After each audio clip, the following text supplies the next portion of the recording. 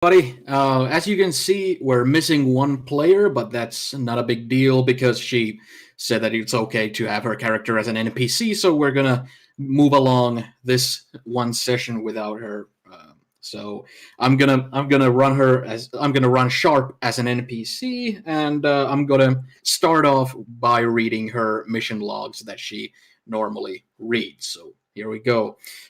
Mission update. Locate the sixth member of the Brotherhood of Silver and learn more about the Devil. We slayed the werewolf with some well coordinated attacks.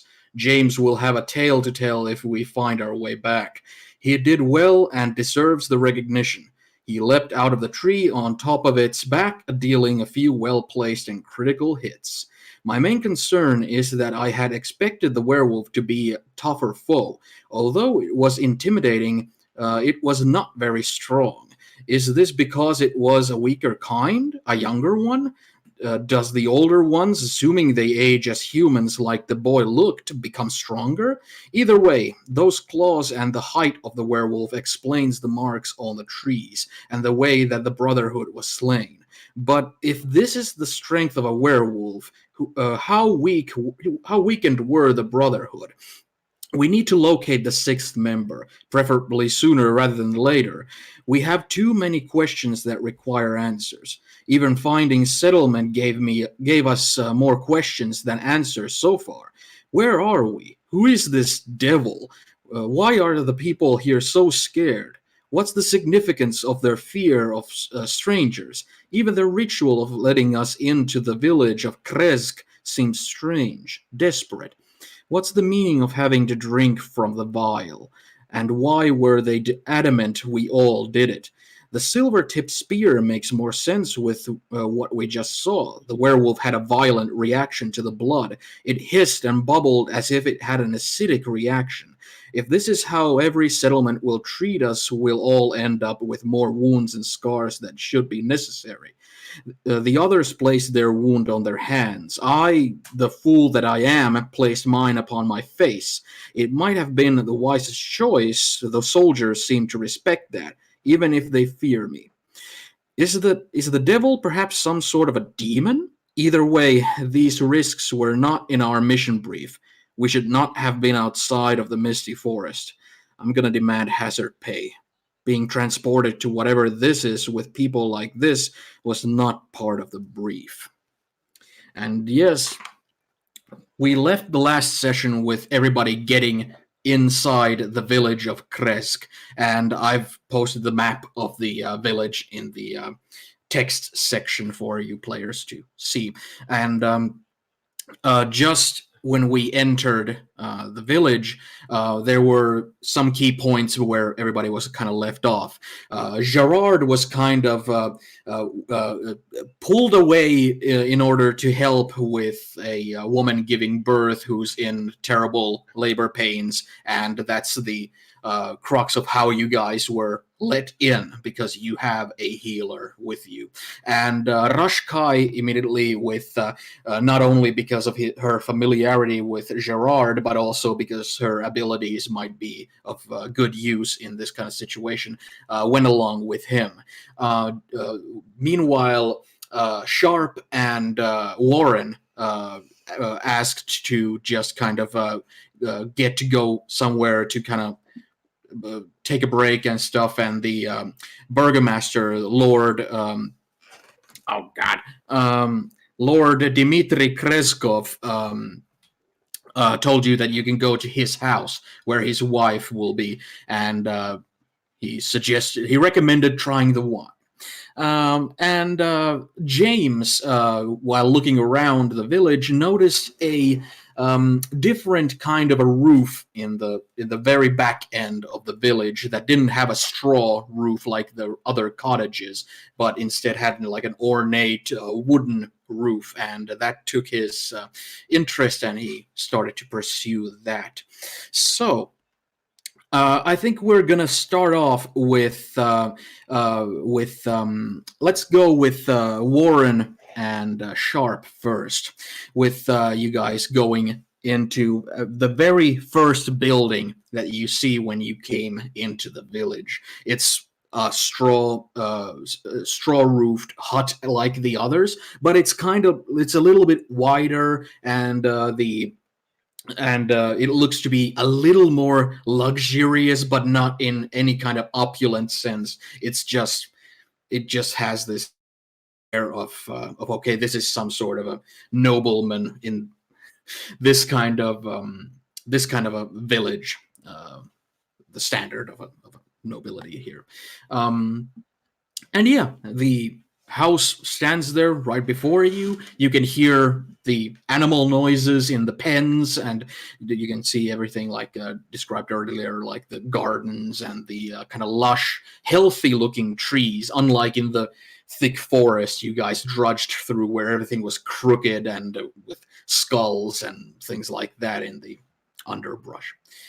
But yeah, what's Warren's kind of deal going forward? The Sharp will be she looks to be kind of tired, and she kind of looks around and looks kind of like she looks like her mind is kind of occupied with something. Yeah, I kind of look at it and see that she's kind of in thought, and I'll leave her be for the moment, and I'll kind of join in on this house, move towards this house, and I look a bit concerned. Warren kind of looks, his thoughts process is kind of running, and when we entered, it was told that there is no coin here, and you don't pay with coin, you pay with services. And you hear he probably talks to Kirimon about this, and he says like, damn, you know what? I don't have a lot of shit that I'm good at besides killing stuff. Perhaps they need humans killed. That's a good point. I'll kind of walk in and I'll say, do we meet the wife, or is she there? Actually, when you go to the door, you can see that the door is kind of like it's a little bit open, so that it's almost like inviting, and you can see light emanating from inside the house. You can hear like firewood crackling in a hearth, and like light flickering to where it's most likely lit with candles and things like that. But you don't hear particular sounds coming from there, nor do you, like, if you crack open the door, do you see anyone there. Hello? Okay. As you kind of yell out, you will see that well, first off, when you look through the door, you can see that it has like this like one big room where there's a little bit of a section when you come in, and then there's just a couple of steps, and then it's like this one big kind of a living room, dining hall kind of a combination that's just one big room, and there's a couple of doors on one side and another on the other side, and and one more door where on the kind of a opposite side from where you came in, which now opens, and you can see the woman in the picture I sent you guys about where the Lord of the Burgomaster was depicted. His wife enters the home and sees you on the other side, and you can see her like kind of wiping like almost either a tear or a bug flew into her eye, kind of like when she comes through the back door and sees you guys, and she kind of like first like there's a little bit of a like a pause, but then she starts to take steps towards you, like wiping her hands on like on like one of those, what is it, like apron, exactly. and she's walking towards you and says, "Oh, you must be from the gate." Indeed, we are. Allow me to introduce myself. I am Warren Tollstone, and this is my captain Sharp. We are here by the grace of your husband, I think.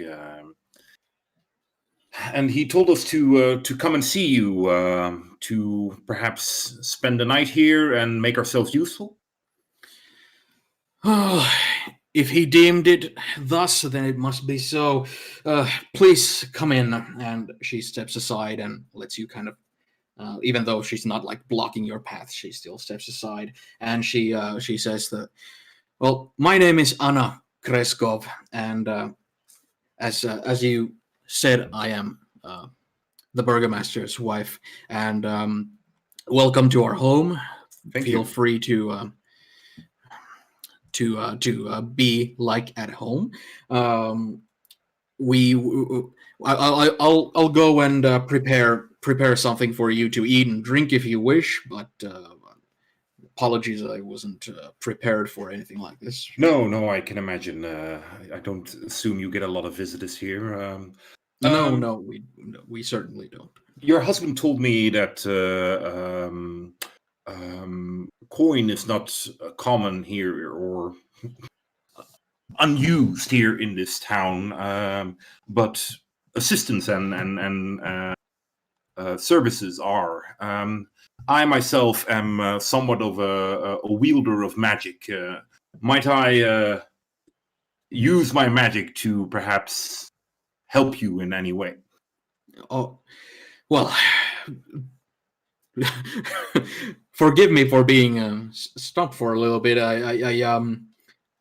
I'm not familiar in the ways of magic myself, but if there's any way you can help with anything having to do with the village, it would be very much appreciated. If my husband led you in, I'm sure he either gave you already tasks to do or indeed let you come in and be at your leisure. Well, the house could always use little fixing up, but I do not know what to expect with your. No, I understand.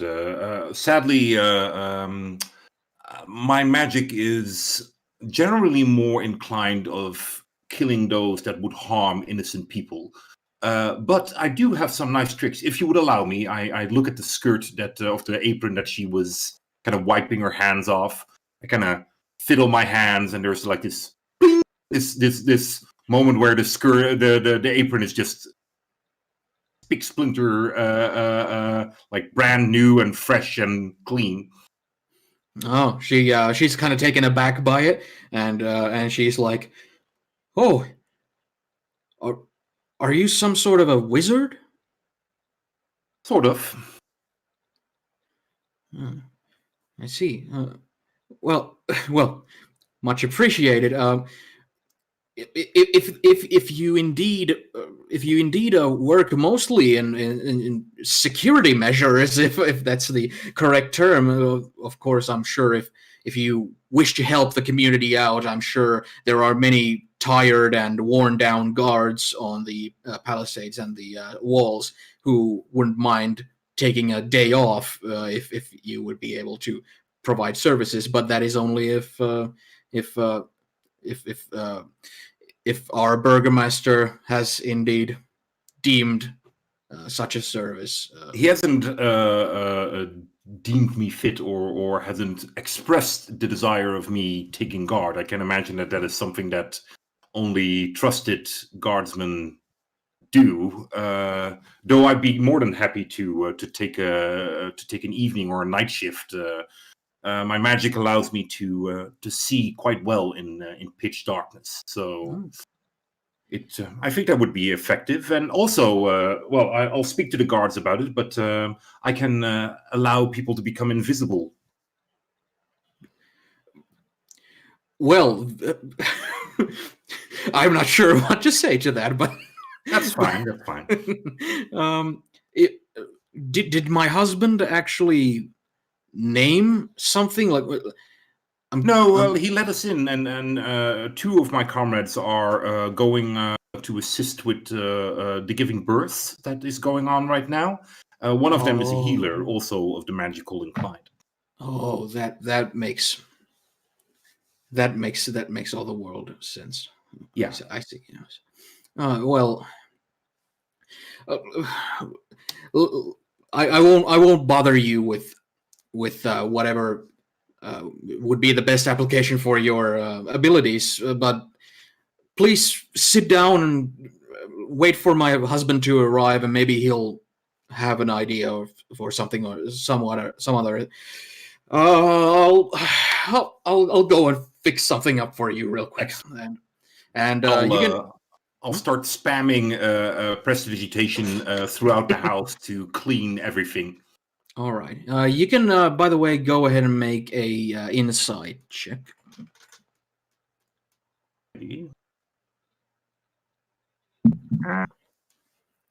Insight. That is 19. Okay. You will notice from her like body language and kind of stuttery nature and all that she seems to be kind of distraught about something. That she seems to have something kind of occupying her mind that's of a grim nature, most likely. And is it cold here in the house? Well, it's all kind of relative. The hearth is blazing and the firewood is crackling there, and it's like in those kind of ways, it's relatively warm here. But most likely, it's been burning up the whole day. But it is cold outside with snow and everything like that. So, all right. Like and of course, this house is keeping wind off and things like that. I'll spam prestidigitation until she's kind of done preparing food and serves it to us. All right. You will see that this building has like the insides of it have been kind of decorated in a similar way as maybe like a Viking longhouse might be. It's still a cottage, a big cottage, but it's still like there's a lot of like framing on like the upper sides of walls that have like engravings on them that are kind of like either a Viking or Celtic kind of just shapes and patterns that just they kind of look nice. And also you can see that on the wall there's things mounted there. There's like a wolf pelt that's been mounted there, like just a regular wolf's pelt mounted on the wall. Then there is a shield with the same picture on it as the flags outside the walls, with the kind of the wall and then the sun above it. And behind the shield, there's like two swords with an X like on the wall. And yeah, things like that. And besides that, it's kind of a cozy cottage kind of thing.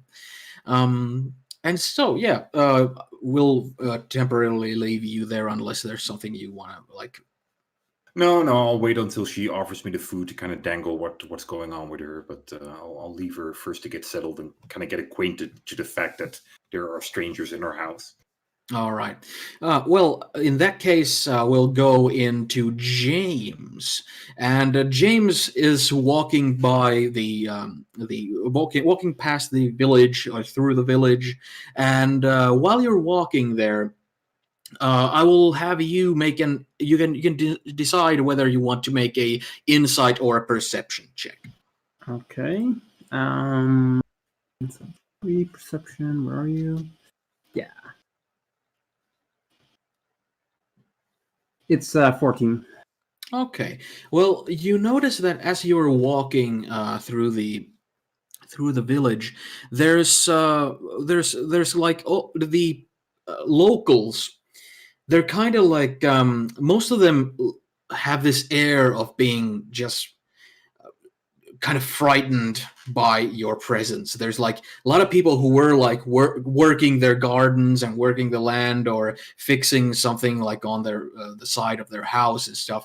And when they see you walk in, they kind of like look at you and like quickly or like reassess the situation, because they kind of look at you and like, oh, that's a strange looking kid. Well, actually it's not. And then they kind of, there's this air of people being very very like ready to have like trouble come about.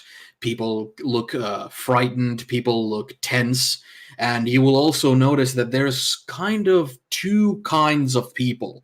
There's mostly like ethnically, this is mostly like Slavic looking kind of, Eastern European type of look on everybody in terms of their clothing, in terms of their hair, and everything like that. But within that kind of range, there's also like people who clearly have more color on their face, more red on their cheeks, like red lips and colorful like bright eyes and things like that, and people who have very pale, very like less colored faces, like more bluish lips, people who look kind of emaciated and kind of like they look weak, and they look like there's much less like vitality to them.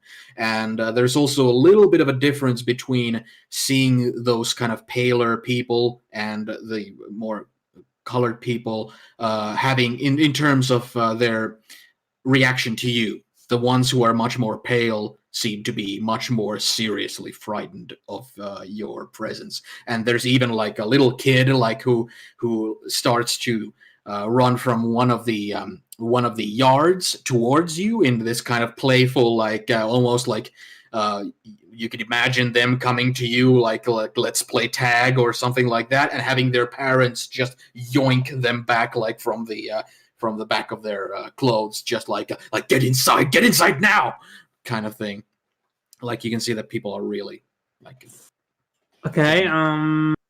Seeing that, James will probably look around, see if he can get into stealth from somewhere, out of vision from everyone.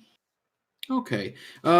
It seems to be kind of challenging unless you would like actually like climb trees and get into the like the overbrush there or something like that, because this seems to be kind of tight-knit, rather small little community. Like it feels like every little square inch of like space has been utilized for gardening or like planting trees and things like that. So it's hard to get out of like the straight up line of sight, but then again, you can always like just like exit the scene, kind of like get more distance between you and the people that see you right now. But in terms of like actual hiding, it's like everybody's eyes are on you, and it's almost like this. Well, it's not morbid curiosity, but this kind of people like feeling like they should just close the doors and close the window shutters, but still they're kind of like, oh, like there's one of those foreign weirdos.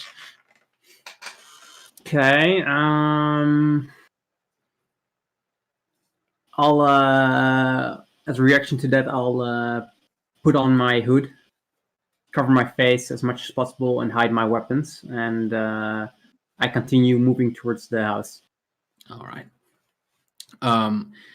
When you start to move closer to it, it doesn't take too long because the distances are rather small. After a while, you notice that there's actually a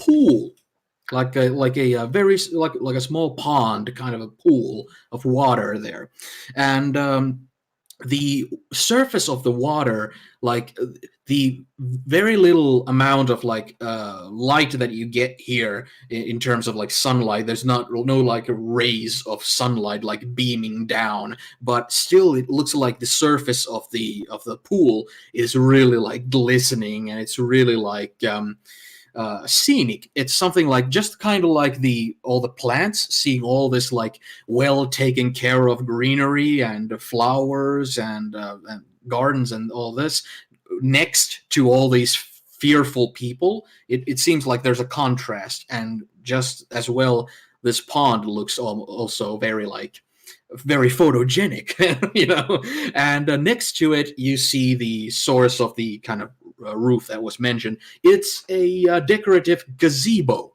and described with the kind of carvings inside the house of the burgomaster, this also has these very old, either Viking or Celtic kind of patterns going on in it, and it looks very nice. It looks something that's also taken care of. It looks very old, but it looks like something doesn't get neglected. And you can see that inside the gazebo there's a wooden statue of something that's been carved there.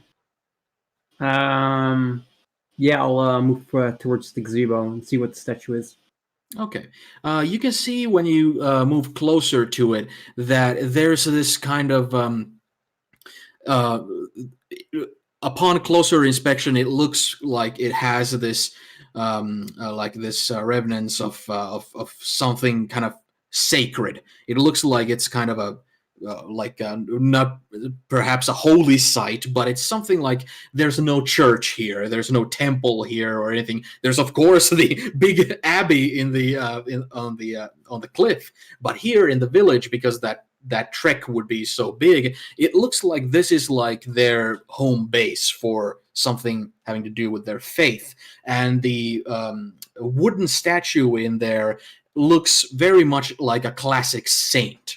There's this character, the human character, with their arms open as if like inviting someone in for a hug, kind of thing. They have like this very like soft featured, very like non-threatening kind of face, and like this hair and everything like that, and they're like that, these loose clothing, and you make a note of it that its face is pointing directly eastward, and east is where the sun rises. So it's like, and also the statue is it has this almost kind of like a saintly, this kind of halo. It has this kind of a this shape of a sun, so that it's like a sun on its up on its shoulders and behind its head. Do I recognize it? You can make a religion check. Because I mean, I kind of know it's probably already left-hander, but okay, perception or religion? A religion check, yeah. 15. 15. Oh, well, it looks very familiar to something you might have seen back home. I don't know how religious James is personally, so No. so in knowing like distinctive features other than, oh, okay, it's some sort of a sun god and it's a human and it looks like a non-threatening kind of a thing. It could very well be Lathander, but you can't be 100% sure. Okay. Do I see anything out of the ordinary around me at the moment, or? Not really, no. You do get this sense when you're close to the pool, this kind of calming effect that it has.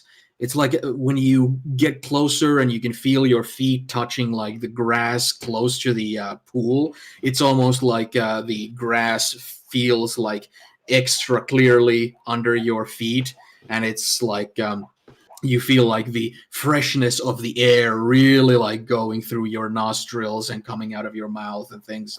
You almost feel this moist like dew on your face near it. It has this if not like sacred in this kind of religious sense, maybe in some other sense like nature or something like that. It really feels like maybe the people who built this gazebo here felt it as well, and maybe there's some sort of a connection to something religious or something of the like, you know.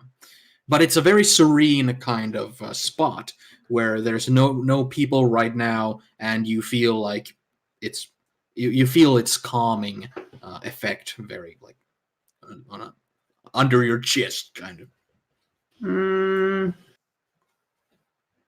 Let's see.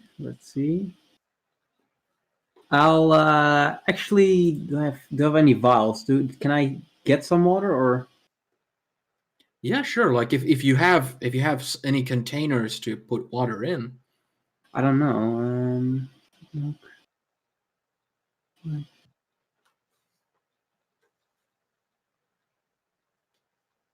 I don't see anything in my inventory, so. Let's see. Probably no. Okay. The water does look very fresh, and it's like it looks like if you wanted to and you just went with your palm or something and slurped of it, it doesn't look like you would get like some sort of a parasite from it, but it looks good. Okay. Yeah. Well, then I'll take a sip actually. Okay. When you do take a sip from it, you can feel again like described when you drank from the flask that was tossed at your feet when you were outside the gate. You feel the same sort of kind of sensation from it, and it could be very well be that you were given water from this pool when you drank from the flask. Okay. Okay.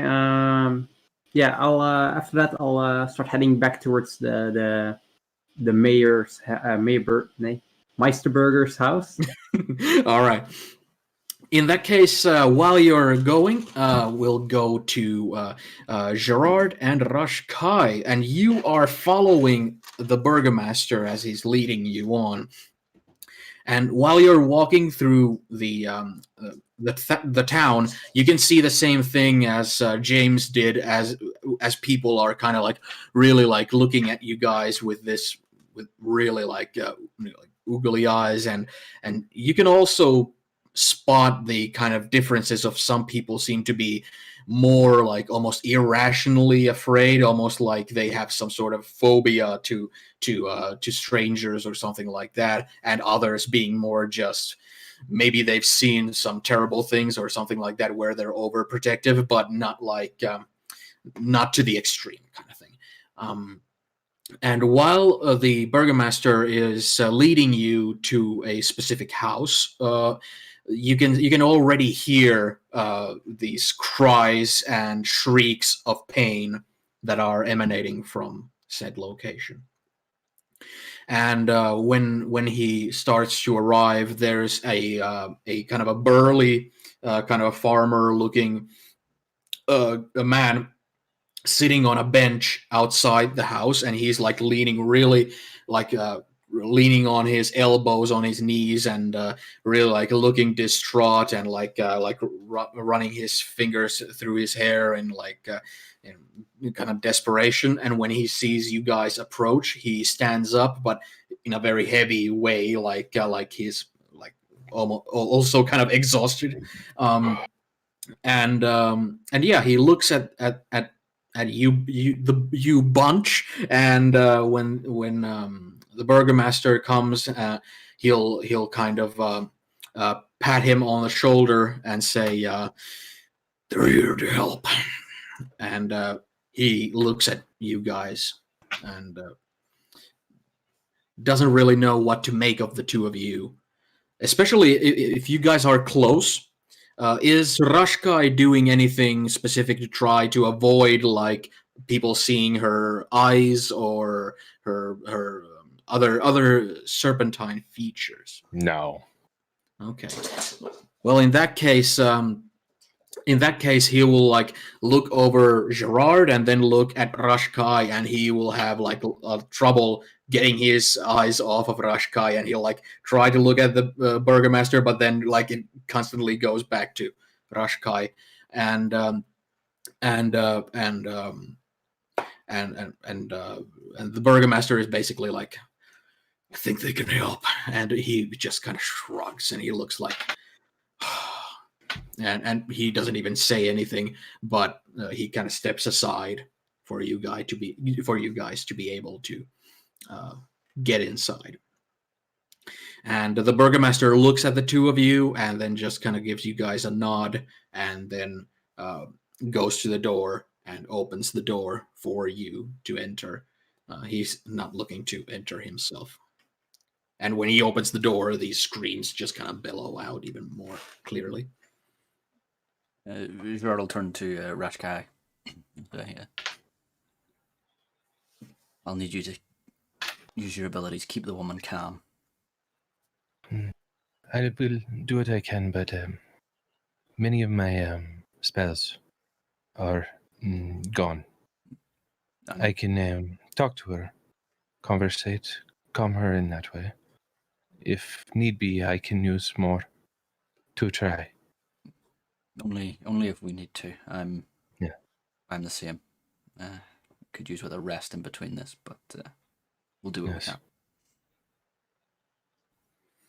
can. As he's going past the burgomaster, he'll say, "Is there a doctor in here already?" There is no such person here. There's a midwife. Can we get a runner? We may need to get things, gather things from around town. If you can get someone, a guard, someone who's quick, in case we need them. He'll kind of look at the guy sitting there, and he'll immediately like sit up. He was like getting back to slouching down, but he sits up and he's like, "Oh, I'll do whatever. What do you need done?"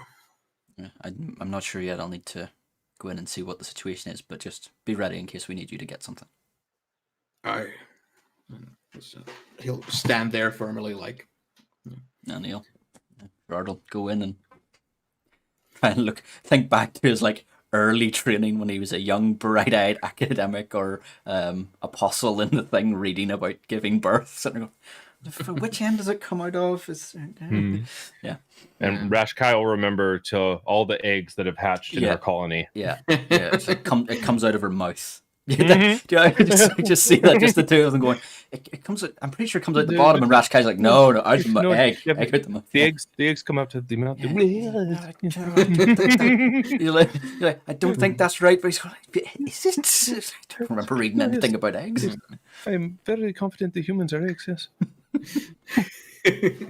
When you enter and the kind of door creaks back shut behind you, you will notice that this is also a building that's mostly just one space that has like bed in one corner and like a dining table in another corner, and everything has been kind of cleared off to make extra space on the floor. Everything like the straw mattress and things like that from the bed have been taken to the floor. There's a whole bunch of like cloths and everything like that. There's multiple bowls of clean water and some with more dirtier water, and there's a woman. There's two women there. There's one woman on like her elbows and knees, covered with this kind of it's like a robe, but very very light, kind of pale white robe that while she is there on her knees, and the other one is like standing right behind her with the bowl, and she has like salves and things like that, but nothing really like, it doesn't look like a doctor or any kind of like professional healer at work here. And when you guys arrive and the woman on her knees is like screaming, the midwife raises her head and looks at the two of you and just says like, "Are you here to help?" Yes. Where is the egg sack? Rashkai, Yes. She's not familiar with some things, but she's good at keeping people calm. What's going on? I'm aware there's a person giving birth, but it must be some kind. It must be crooked. It's not coming out naturally like it's supposed to. This has been going on the entire day, and I'm scared for the child's safety at this point. It doesn't look good, and I'm at the end of my rope. All right, we'll see what we can do. Rashkai, speak to the woman. Try and keep her calm. Try and take her mind off things until I'm going to need her to do things at certain points. Keep her calm in between those points. And do my best. And she'll go and kind of sit next to the woman and brush the hair out of her face. She's basically like completely like red in her face and with like veins bulging on her forehead and bloodshot eyes and like crackled lips and things like that. And when you do that, she's like looking up, in this kind of just a face of absolute exhaustion on her face. Hello, my name is Rashkai. I hear you need some help. And she'll just anything, and she'll just go back into. Well, Gerard is here to help you. You listen to what he says. Everything will be fine. Your baby will be fine. And I'll just start wiping the hair out of her face. You need to calm down and relax as much as you can. It is better for the baby. She'll kind of like when you come there, she'll like grab your ankle with her hand and like squeeze hard on it. Sure. To have something to squeeze on. Just you don't and it's just even when she's squeezing her hardest, and you can feel like she's most likely squeezing with the power of adrenaline, but it's still like she's been doing this all day. I'll take out my whip, the like thickest part where the handle is, and I'll like hand it towards her and be like, if you need to bite down. She'll do exactly that, and she'll just into the leathery handle, and she'll just like there's like the moment she like bites down, it's like because she has like more trouble just screaming out loud, it's like it becomes more of a just like this completely vanquished person like sobbing, and just like she lowers her head like forehead to the ground, and she's just she looks to be convinced that she's going to die with this birth, and most likely this child as well. I'll cast friends real quick and say, I am trying to calm you right now. Please do not be upset. But you need to listen to what he says. You may rest momentarily, but when he tells you to do something, you do it, and you stay very calm as you can. All right. Go ahead and roll the persuasion roll with the. Did it give advantage to? I have advantage on all charisma checks. Yeah. That's 25. Oh, very good, very good. You can feel like the kind of squeezing on your ankle, kind of like there's almost like some sort of a squeezing language going on of her just feeling more secure with your presence there, and it becomes much more about just like inhaling, exhaling, like kind of controlled manner, and yeah. With Gerard, the midwife is kind of there, and she points out that we have plentiful amounts of holy water here present. If that is of any help, it seems to help with in these situations. But if you have any knowledge, I'll gladly assist as much as possible. But just. Hypothetical question for the DM. If, say, me as a player was pregnant and giving birth, would there be an ability check?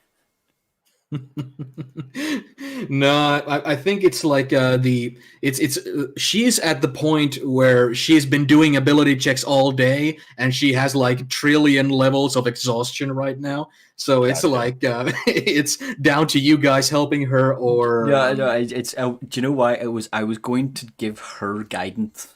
Oh yeah. So not on me, but on her. As a sort of, because like I mean I don't have any spells or anything that can like rejuvenate her energy, but I thought guidance would be a thing. But the way the spell's written, it just gives a bit of a bonus to a roll. So that was the hypothetical. No, it's definitely in this context. Yeah, that definitely works. Go ahead. Yeah, that's the first thing he's going to do whenever he gets down and sees her is use guidance just as a sort of, I don't know, like an adrenaline shot of right. Hold on until I get a look and see what's going on. Hold on. I'm gonna turn towards whatever NPC just talked to. I guess it was the midwife, and say, "Wait, why would holy water work in this situation?" It's pure. There's nothing vile, no contaminants, no little bugs, and nothing. It's pure by nature. Okay, I look at Gerard like, what the fuck? Yeah, Gerard will. Yeah, I'm sure he's probably shared a look of, I know it's bullshit, but it's okay. Well, yeah, I don't she might have gotten all this info dumped on her, but where she even though it won't help with actually getting the baby out or anything, it's just kind of may Jesus help you kind of thing. Power of Christ compels you. Yeah, it's like pretty much. The old putting butter on burns was apparently a thing, and all you did was flavor yourself.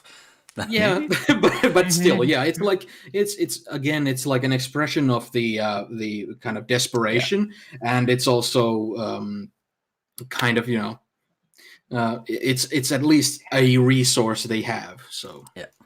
Make a quick intelligence check for something.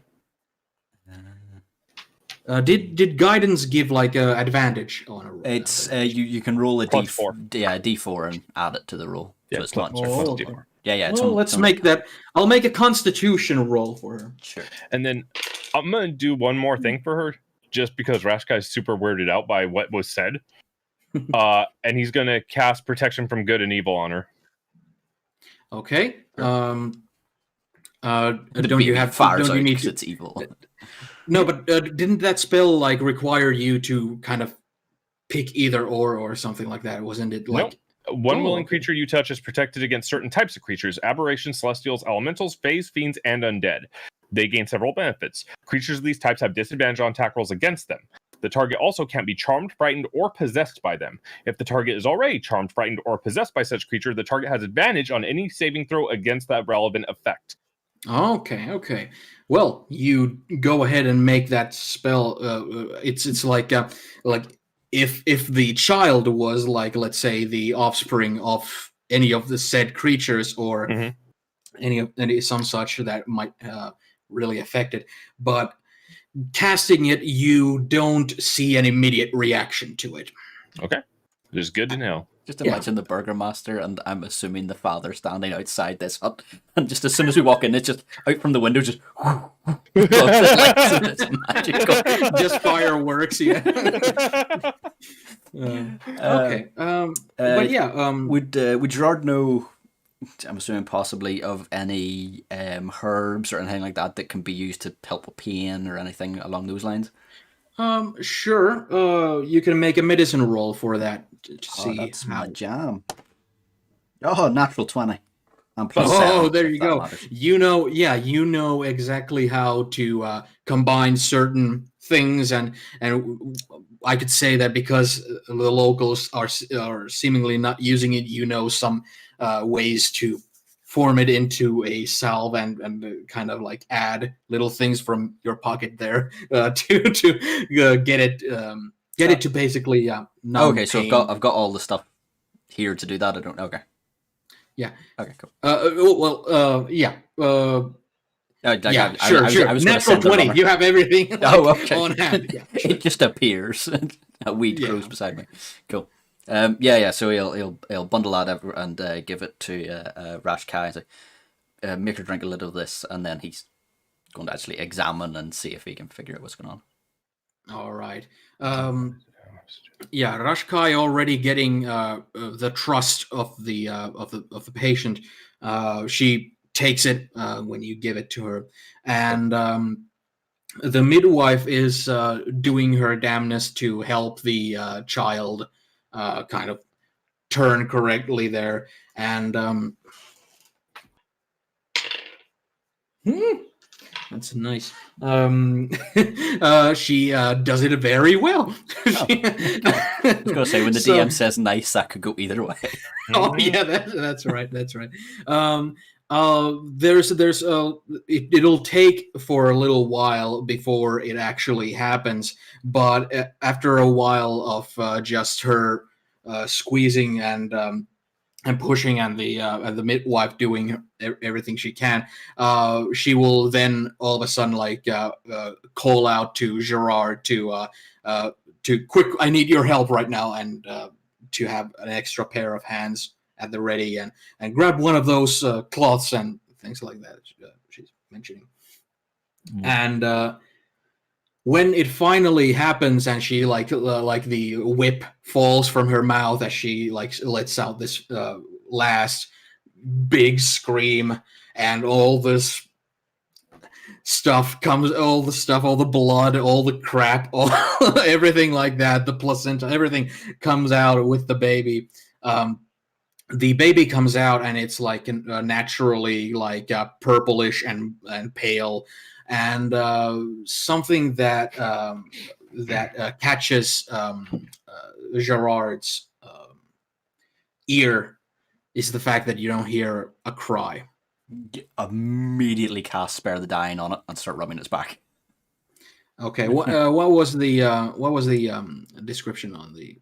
So they're immediately stabilized. Yeah. So again, it's like again, it's very functional. You touch a living creature that has 0 hit points, the creature becomes stable. Spell has no effect on undead or constructs. Although I do get bonuses to that because I am Grave Domain, which I think actually means they come back with hit points. All right. I think I will find that. Talk amongst yourselves. Well, I'll say that even if you just get it to stabilize or anything like that, that's enough in this kind of situation. Even if you got it like D12 hit points, that doesn't really change too much. Well, this is happening, and everybody's like, all the screaming's happening, and during that part of this, I want to cast message and send it to like the mayor guy, whatever his name was, and ask, what is the primary religion here? You can reply to me. You will hear this kind of stuttering kind of. No, but it's like his wife. He's not used to dealing with magic other than most likely very specific kinds of whatever locals can do here. And he's kind of like, it's the we worship the Morning Lord. What do I know about the Morning Lord? Roll a religion check. Religion check. Let me check on that. He's overrated. Oh, that's real bad. That's like a 5. You've never heard that name before. Never heard that name. Okay. Do I know anything about like general religion, like angels, things like the religion of? No, I mean that like just basic cultural osmosis, kind of like you would know, like okay, you passed by this temple, they worship this there. Cool. But when something like that is mentioned, it's either something that's like a nickname for something that exists, or it's a completely foreign god that you've never heard of. If I they know would have said, I was just gonna say, do I know what the symbol of the Morning Lord looks like? You could take a guess, but it's the sun is pretty safe. Okay, right. So, but and then like celestials, angels, I at least know generally what they look like. I would say like especially being in a monster hunting party guild, you would need to know at least some of those kind of basics. Good to know. And you'll have seen Gerard's angel, the one that whenever he does the chain thing. Okay, cool. That's perfect. You've seen it. It's sort of very celestial looking. Okay, cool. That is more than enough. Perfect. All right. So yeah. And when Gerard goes to rub the child's back, you will notice that the midwife is immediately kind of like there's this. You don't have to make an insight check for it. There's an immediate like oh thank God kind of thing, but immediately after that there's like this oh no kind of. I'm looking right at the mom like this whole time because I know he's got the baby. Yeah, the mom is just like she's just heaving. She's just like the release of, even though it's still of course hurts like hell, it's still like at least it's over and like she's not dead, but of course there could be some sort of bleeding and things that would still result in that. So she's like adrenaline is still keeping her like sane. She looks alive though, not like she's dying right now. No, she's not dying. Yeah, she's good. Cool. And Gerard, when you rub the baby's back, you can see that even though you don't hear a cry, the baby's arms are moving and its legs are moving, and you can see it like turn its head a little bit. And even though it's not like opening its eyes, it's like it's kind of like squinting them a little bit and stuff. And the midwife kind of says in this kind of sighing kind of way, just said, "Congratulations, love. It's a boy." But she looks very like defeated, either as if it was like a disappointment that it was a boy, or that there's something else going on, or she's still stuck in this kind of expecting the baby to be stillborn. He'll wrap up the baby, and yeah, he's just going to ask. No, yeah, okay. Now that I know there you go. Go ahead. Yeah, he's going to ask the midwife, are you okay? Why? Why are you not happy he's alive? She kind of looks at you, looks at the woman, and looks at Rushkai, and the woman is still like making enough noise to where the midwife feels secure enough to kind of lean forward and whisper to you that the poor thing is born without a soul. Do I hear this? You can make a perception check. The hell's my perception? Oh, it doesn't matter because I was natural 18, so I'm pretty sure it's going to be at least 19. All right. Yep, 19. I'll say that you did make it out, and it's also, you can make out that it's likely that the mother didn't hear it because she's still making enough noise to block it from her own ears. Ashkai just looks over at Gerard like, what the fuck is wrong with these people? Gerard's got to keep the baby wrapped up. What do you mean?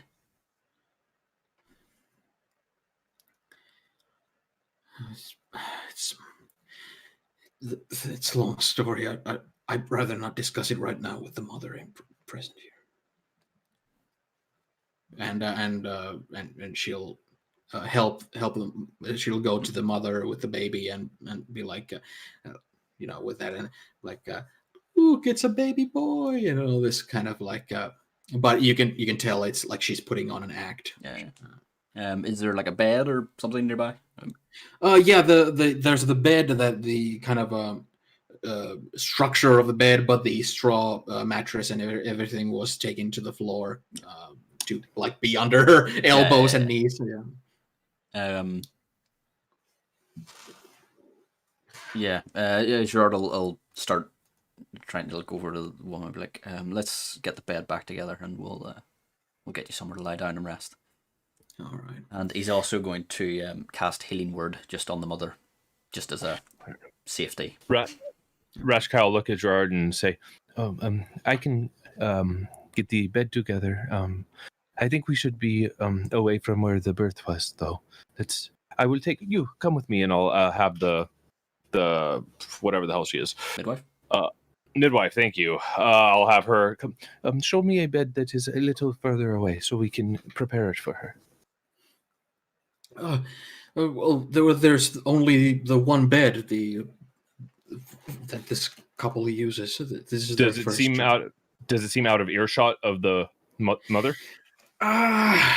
Depends how discreet you are, because the building is kind of like one big room with just about everything: the hearth, the bed, the dining table, and the kitchen area, everything. Does Gerard get the gist of what Rashkai is trying to do here? I would say that you guys know each other well enough to where you can just kind of like use body language. He'll turn to Rashkai and he'll be like, it's fine, we'll talk about it later. We'll get the mom sorted first. Rashkai will look a little disappointed. Okay. And she'll go and start handling the bed situation. Okay. Meanwhile, Warren sitting in the is there anything that Warren would have been up to before getting served food and wine here? Well, probably he'll have Kirimon kind of, seeing as this looks like a pretty safe space. He'll have Kirimon kind of. He'll telepathically kind of tell him, you know what, just go and explore the the town or the village and just see if you can find anything interesting. Okay. He'll just give you kind of a nod, and he'll just kind of like as silently as he can, like glide off of your shoulders and go off. But the burgomaster's wife is busy fixing stuff up, so most likely she wouldn't even notice. Yeah, and by that time of while he's doing that and she's cooking, I'm just cleaning and making everything look pristine. Yeah, you can also notice that, like you noticed earlier when you entered here, you can see that Sharp is kind of in her thoughts. It's almost like she's not like outright like doing this, but it's like almost like the equivalent of that. Like you can see it on her face, like she looks like she's formulating plans or thinking about someplace else. But she looks to be kind of inside her head, kind of deep in thought, kind of things. So she's kind of passive right now. And by the time that Kiriman goes outside, the very first thing he'll notice is James arriving to the burgomaster's house after visiting the gazebo. And yeah, when James arrives, the building is like described earlier on the inside, and when James comes in, if you're coming in straight through the door when you come in, is there a window? I want to. There are windows. There are windows with like wooden shutters, but they're closed right now. No, I'll knock on the door. Yeah, and it's like even though there's like. There's little bits of like snow crackling underneath your feet. Like there's patches of grass here and there, and snow here and there. But still, it seems like things in the gardens and stuff like that are surviving quite well. And you get in, and there's like almost like this.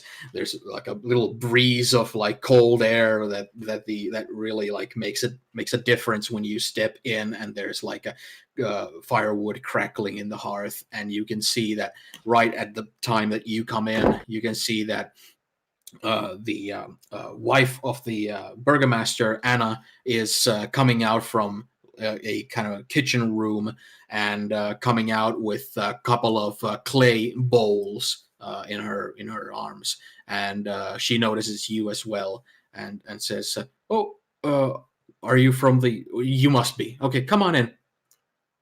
I answer. Okay. This is James, milady. Nice to meet you. Pleasure. Make yourselves at home. Here's some salted meat. Here's some vegetables, and here's some crushed salt for you to use. And I'll fetch some wine. Do you both? Would you both like wine? We have a pretty good. We have a pretty good wine production in this in these parts. Yeah, I'll your try some. husband said for us to try it, so I'm curious. Red Dragon Crush, it's called, and she goes and kind of and from a little barrel with like a tap, and she comes to you and she hands like both of you like mugs, like wooden mugs with red wine in them, and she also has like a clearly like a mug that it's like her mug and nobody else's kind of, and she takes a sip from it as well and says, there's a very lovely family, Martikovs. They own and operate a very nice winery and vineyard down south. They're just about the only outsiders we keep regular contact with, and it's nice that there's people outside these walls who do things like this out of the humane nature of it all. They produce wine for no profit whatsoever, and it's good on top of it. Excellent. Well, here is to your health and to the safety and prosperity of your lovely town. Cheers. Thank you, and welcome. It's we get visitors every now and again at the walls, but very rarely beyond that. It's best that way. Well, we very much appreciate you letting us in and sharing your safety and your lovely meal with us. Yes. And she doesn't sit with you guys. She kind of goes into the kitchen, and you can see like the kitchen door is open, but she sits on a stool like next to the kitchen table and kind of sips her wine there. It's like she like even though she would have brought wine for Sharp as well, and Sharp might have been like, oh, thank you, kind of for that, and also kind of take a sip from it, but also look like she's again like kind of deep in thought. What about Kiriman? Is Warren using Kiriman just to kind of report back, or are you planning on seeing through him or anything? No. I'll especially while I'm eating. Of course, it's easy to just pop in and out on his vision and senses and stuff. Yeah, I'll just. But he'll be on his own to just interpret things and see what's going on in this town. But I'll just now and then like kind of look in on it. Okay. Whenever you kind of pop through his eyes and you see him gliding above the town, you will see that he prefers to take like dips into basically like human eye level on the ground. It's like whenever he kind of goes and goes a little bit higher, there's always something that kind of makes him go like kind of like he gets it more like anxious, and I'll check why that is. I'll check with him why that is. He'll mention that noises, man, invisible noises, irritants. Right? Can you make out what they're saying? Beasts, ravens, not in my sight, in my hearing. They are here, but they're not here. And he just kind of glides downwards, and you do notice that whenever he does like do these dive bombs, kind of, you notice firstly you notice these things that have already been described. You will notice the pool, and it's the kind of clear nature of its water. You will notice the gazebo. You will notice the shape and appearance of the wooden sculpture in the gazebo. You will notice that now that none of you are out and about, the kind of locals are more daring to walk on the streets and stuff. And you will also notice the one house that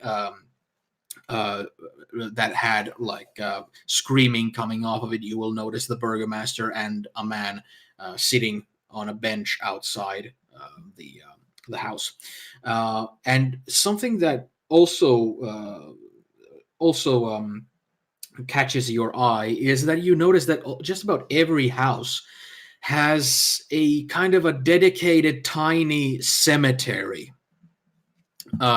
Every single house not only has like a little pen for livestock and garden and all those things, and outhouse and things like that, but there's also like a patch like that has like clearly segmented graves, and you will also be able to make out which graves look more fresh than others. And I'll have him kind of like look at the names and the dates and stuff on it. Is there anything out of the ordinary there? Make a investigation roll. Ooh. That is 21. Oh, you guys keep getting good rolls this time. But yeah, when you go and you kind of go through the graves, the thing that stands out to you, because when you go there, you notice that there's a lot of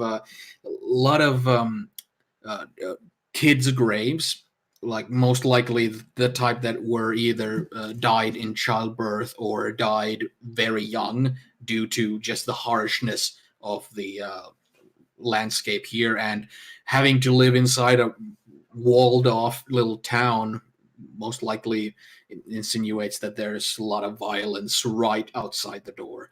And when you kind of go through different cemeteries there, the one that really stands out to you is the one that's the freshest, and that's in the cemetery of this house, the burgomaster's house.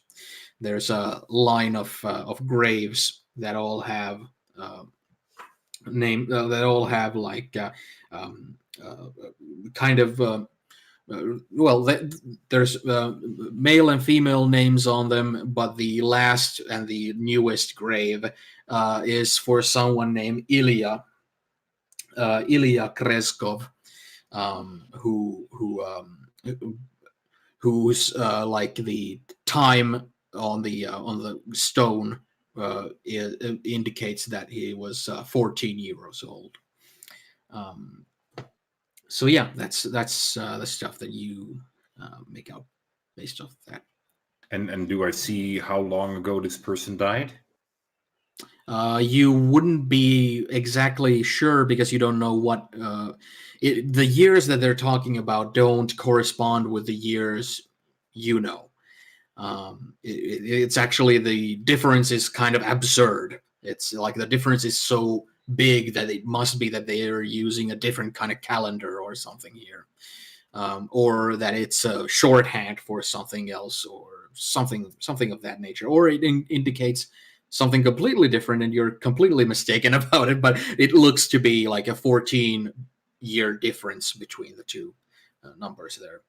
But it was clearly the freshest grave. The soil looks like something that you could still like paddle. Okay. I'll kind of get up. I'll kind of look at James, like kind of like give him like the just let me be for a moment, and I'll kind of walk towards Anna, and I say, "This is such a lovely house you have here." Yes, it's been in the family for many generations. Thank you very much for tidying things up. It's always nicest when it's tidy. Oh, it was very little for me to do. You already did such a great job. As I told you, I am a person that is magically inclined. Might I ask you a personal question? She's kind of like she puts the wine mug on the kind of counter there, and she's like, "Well, that depends." I understand. It is just being in your home. A name resonates in my ears. Does the name Ilya mean anything to you? When you say that, she immediately like this kind of like being ready for a question kind of expression becomes very serious. Like her face becomes numb, and her mouth gets open a little bit, and she's like,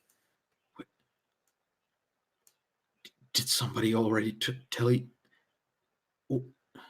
And she looks kind of stumped. Did something happen to this person here? The presence is very strong. Um, he's present.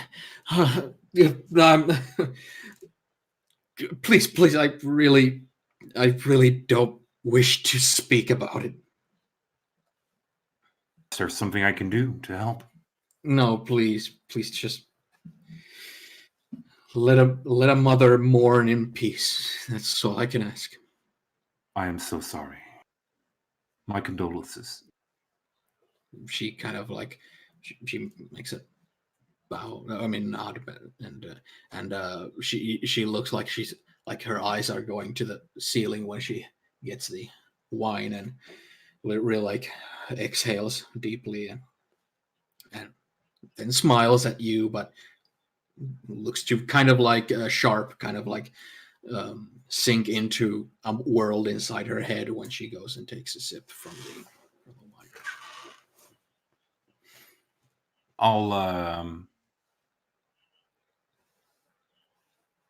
I'll have Kirimon kind of come closer and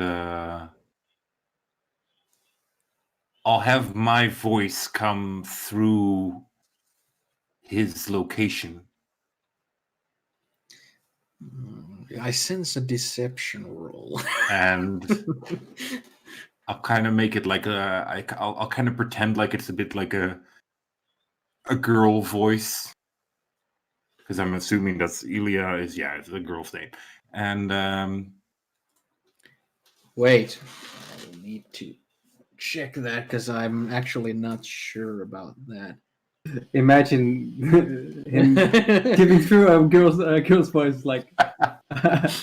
No, it's just one of those things where I remember it just as a child, but just making.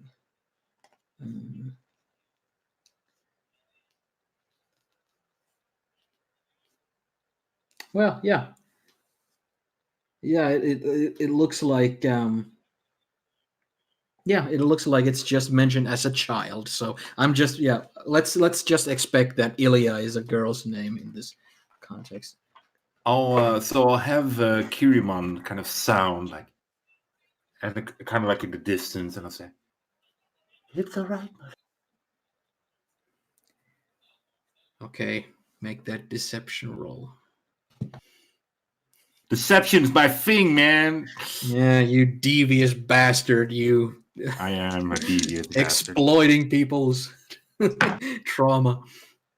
There we go. That is a plus 8 is 23. Okay. When you do that, are you standing like still like in the kind of same distance as you were talking to her? No, I'm pretty much kind of like turning my back towards her to kind of go back to the living room or the eating area. Okay, James will hear this as well. Yeah. If I would prefer it not to be like just silent enough for just the mother to hear, but if he hears it, that's fine as well. Okay. Well, okay. James can decide whether he wants to roll perception for it or not. Yeah, I'll roll because James is a very curious person, so he'll definitely be 13. So it's not that high. Yeah. Not in this case because his deception roll was so high, and he's aiming for you not to make it out. So yeah, you will hear the voice like you just described Kirimon making, and you will see her basically as she's sipping the wine just stop and like lift her head up. She's not looking into the direction that she heard it from. She's looking straight up and kind of like looking lost with her kind of eyes just wandering without her face actually like moving too much. Just I'll have Kirimon again. So tell him. As I'm kind of walking backwards, pretending not to hear anything. Okay.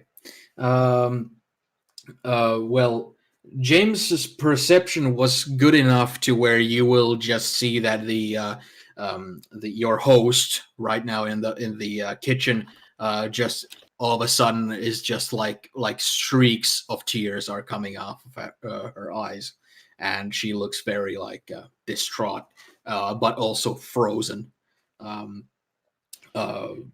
She looks just like, grief stricken and horrified at the same time. And you're not sure why, but you can see like Warren walking back towards you and the table and stuff. Did I hear their conversation between? Oh, okay. So I have a passive perception of 16, by the way. Oh, okay. Well, you most likely would have heard their conversation. Yeah, probably. I mean, that I did not attempt to hide that in any way or form. Yeah. Okay. Okay, I will wait for Warren to sit down. Okay. Yeah, he'll most likely sit down. Yeah. Yeah.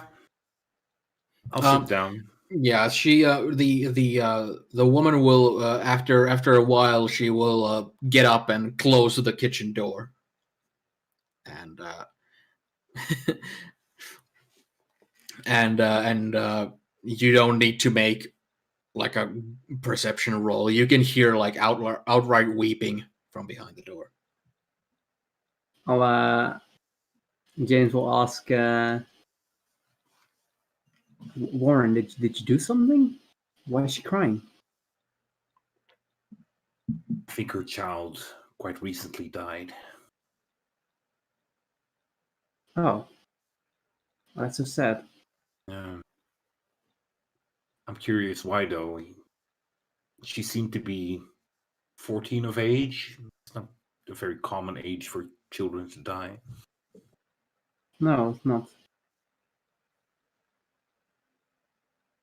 But, well, I can understand that it's too much to ask for to share this information with strangers. Yeah.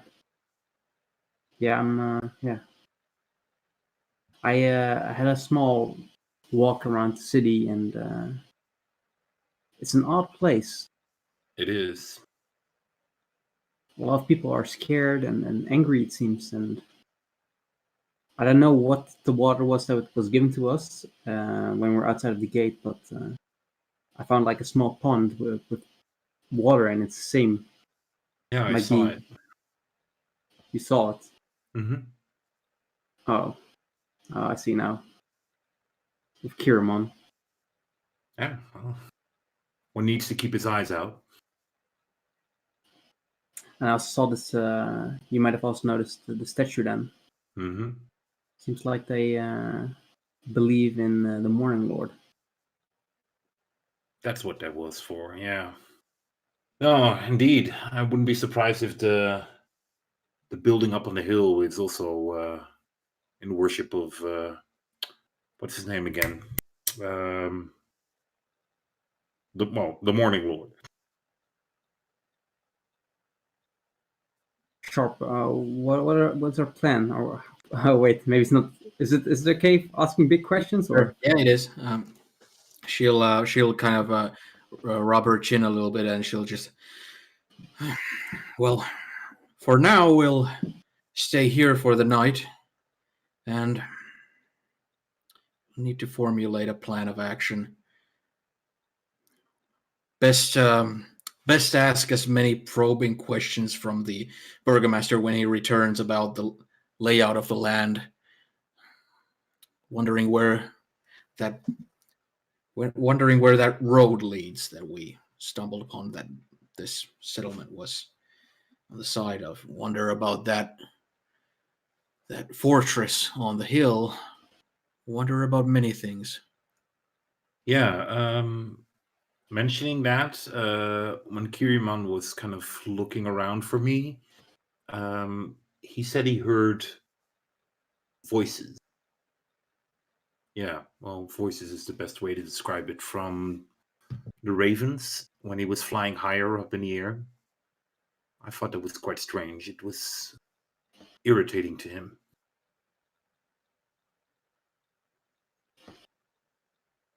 So there's clearly something magical going on here. Not necessarily this town, but the place that we're in. Ravens. That's weird though. There were so many ravens at the burial of the Brother of Silver as well. Seems like a dark place. Ravens seem to feel comfortable there.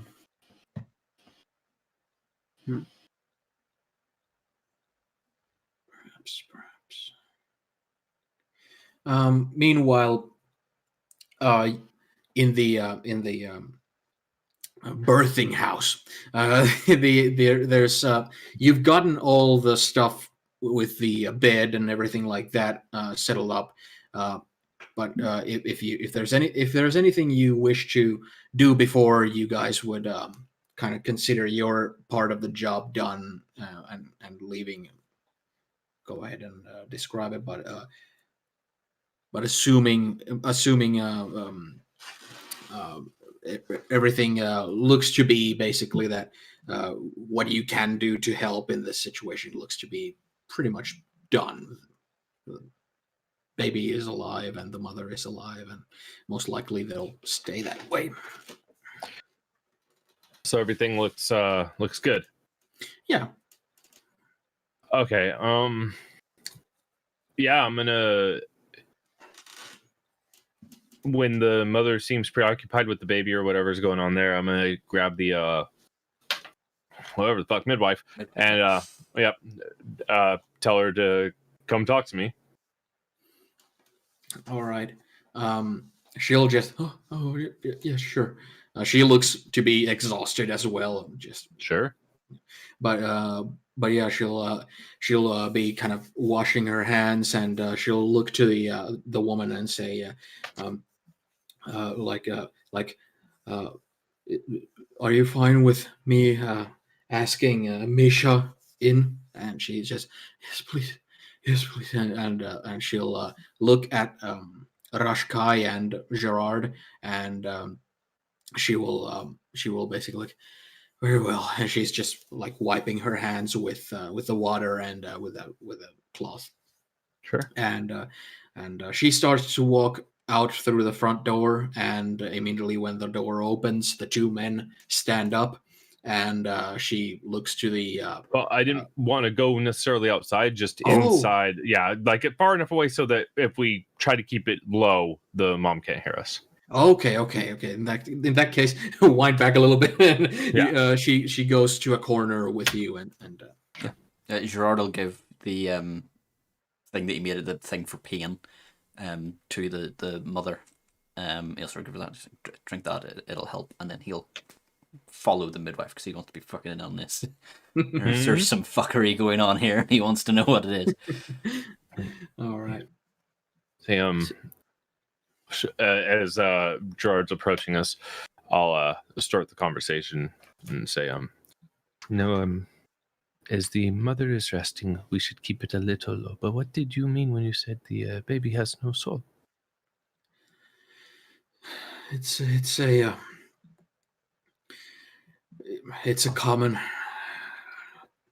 common way of seeing it here. Times people are born and they are different. They're born with some sort of it's considered to be a spiritual deficit.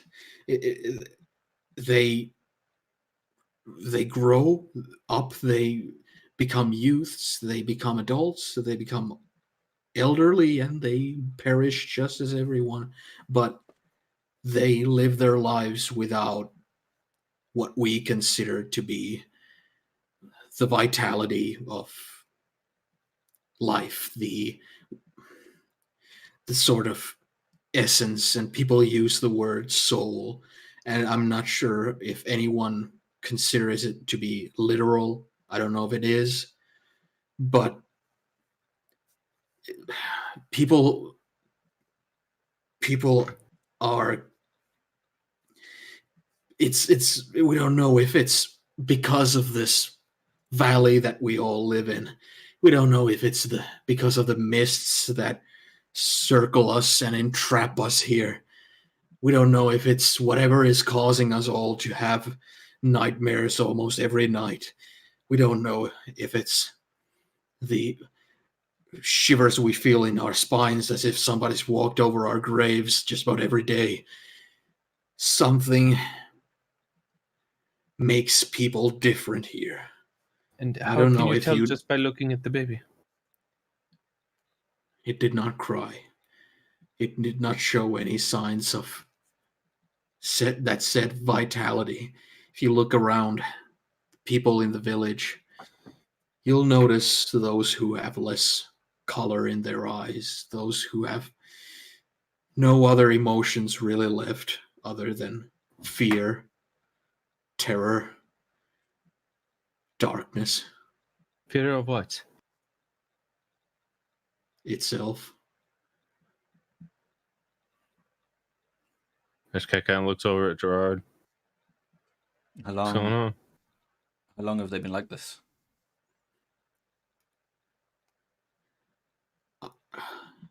I'm not a literate person.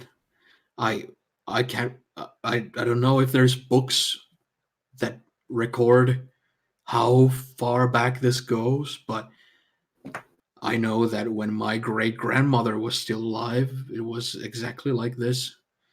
All these oral traditions passing down from one generation to another. We all know that in these lands, there are these people with these.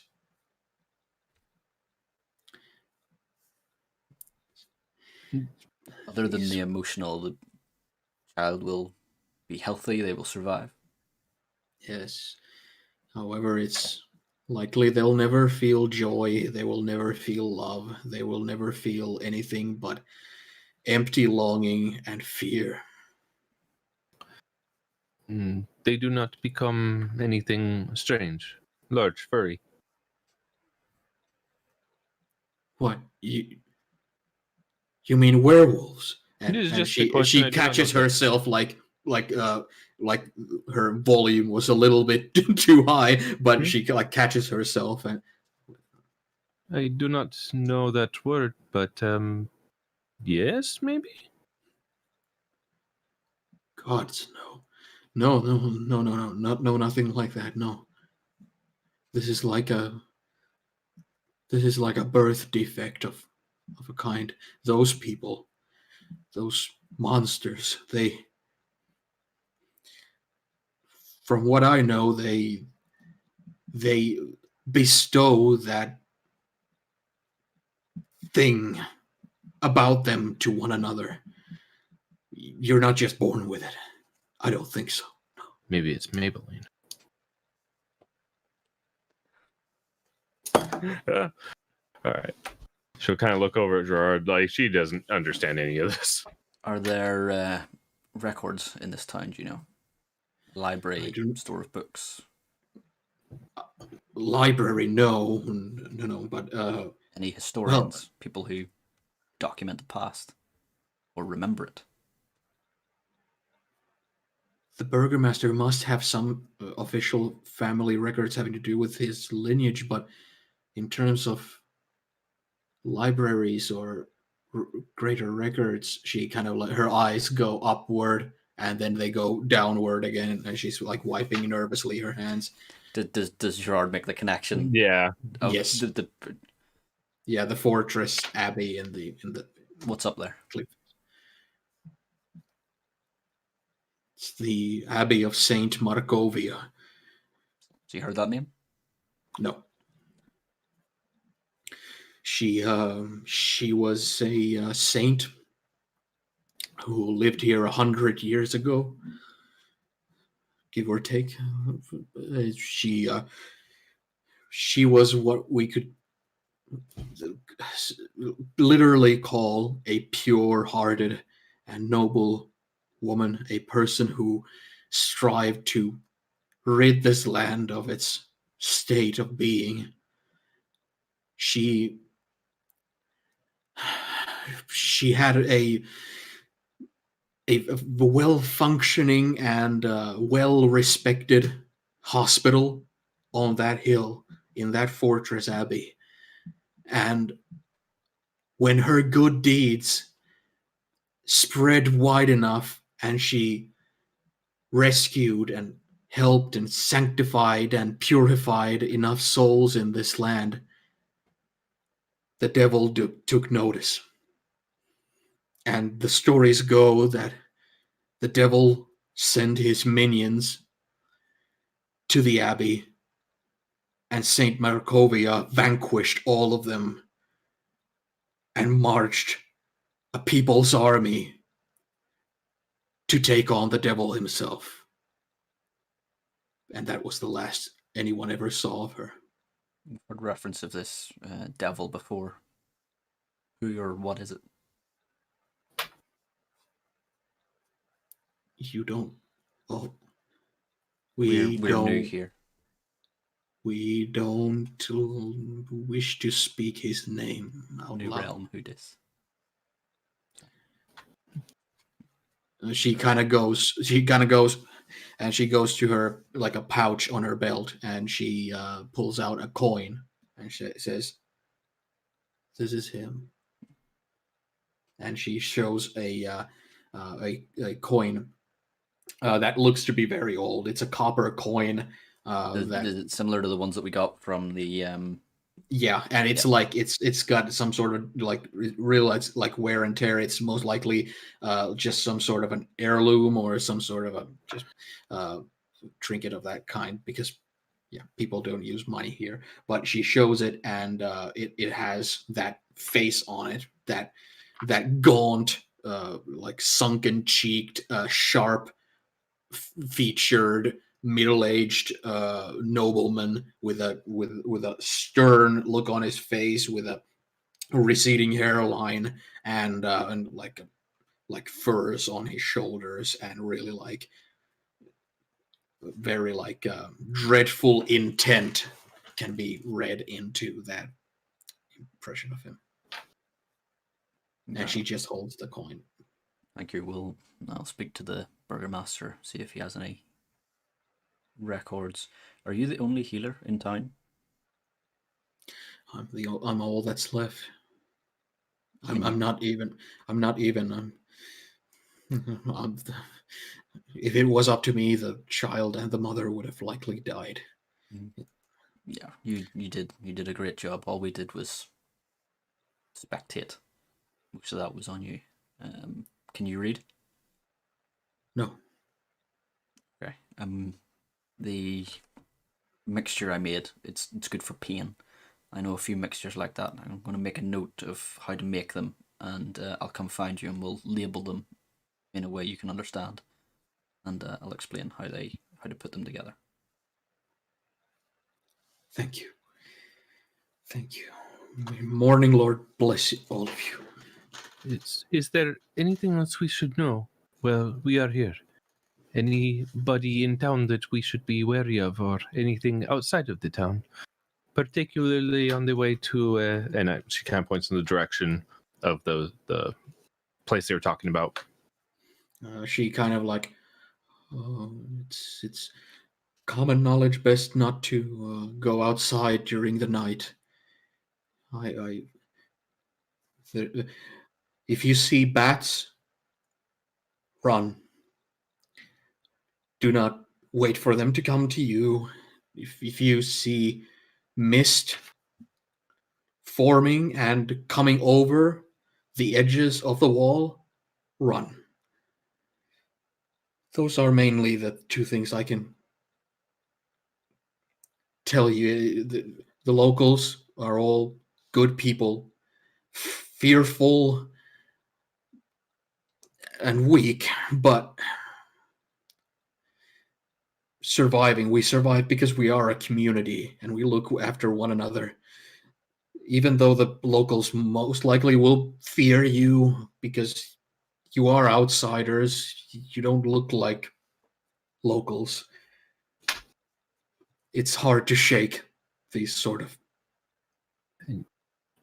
There is nobody inside the walls that we should be concerned with. Nothing that could pose a danger to us or anybody here. She kind of looks again like, Well, I don't know.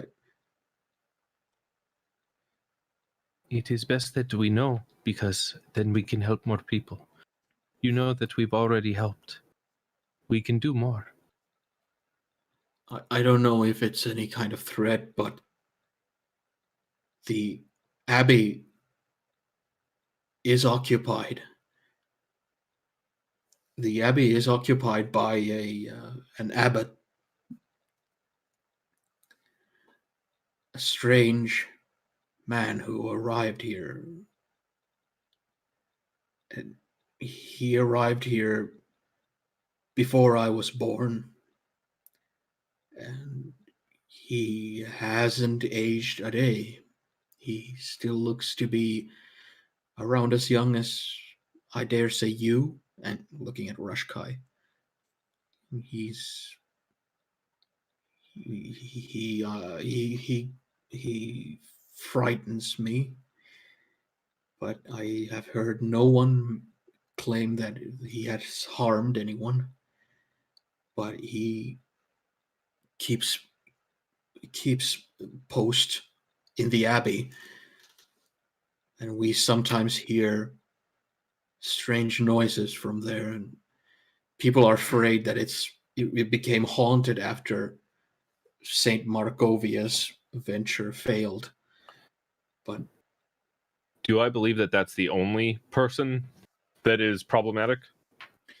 Sure, she seems to be quite sincere in describing the community here. Then, what kind of noises do you hear? I don't really know. I mean, I've heard them, but I don't know how to describe them. They're like the sound beasts make when they're butchered, if they're butchered poorly. Like livestock in pain. Or human beings simply screaming their lungs out. But we don't know if there's anything behind it. People do say it's haunted.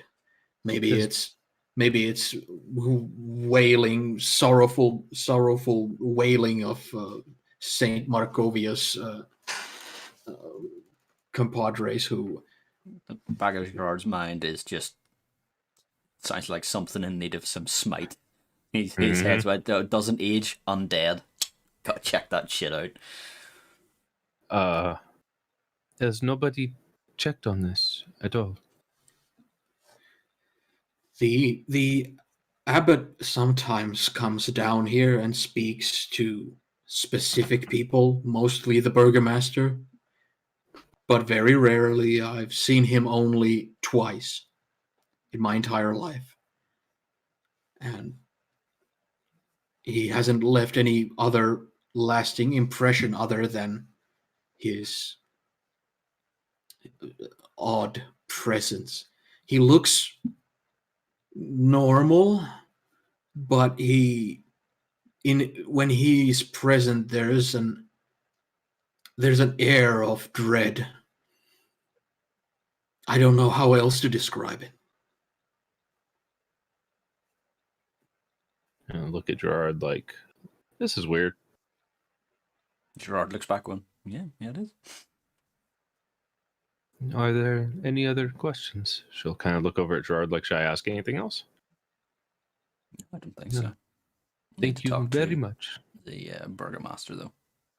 Yes. No, I think we should go to bed. Let's get the father in. Let him meet his child. Yes. Thank you very much. You have been very helpful.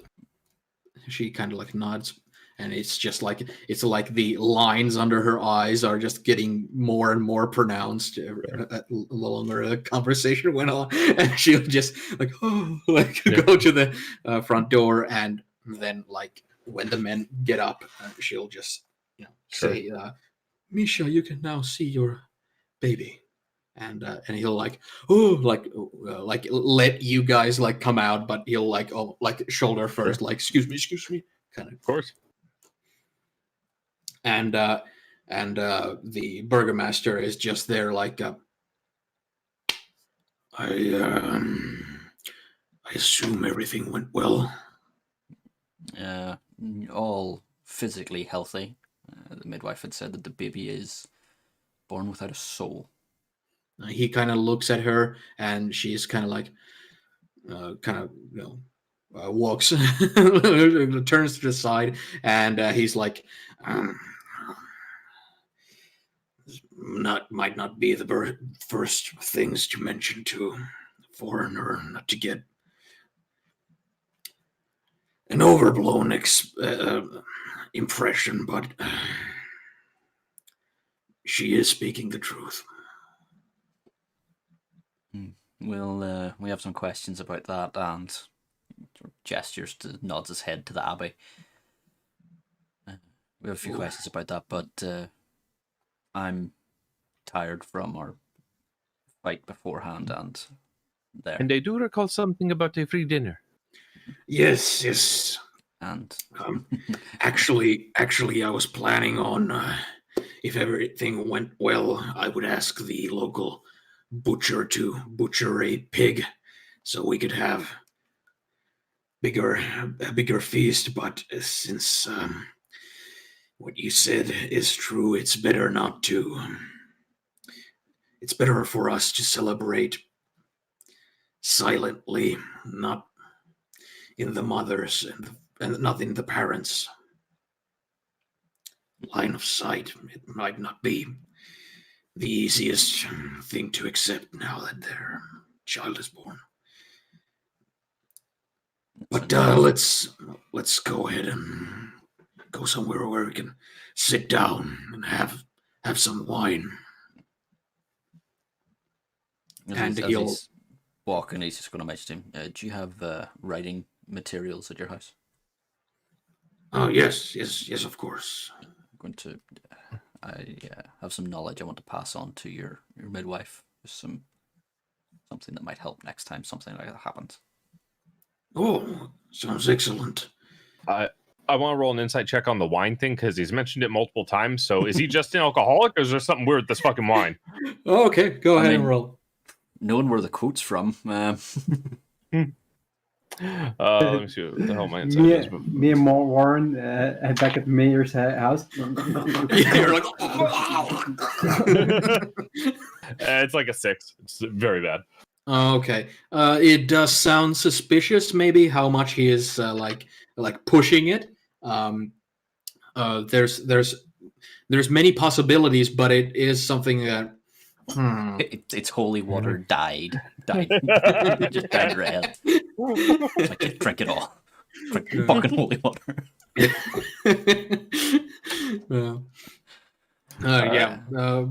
But sure, it raises alarm bells with you. Sure. Okay.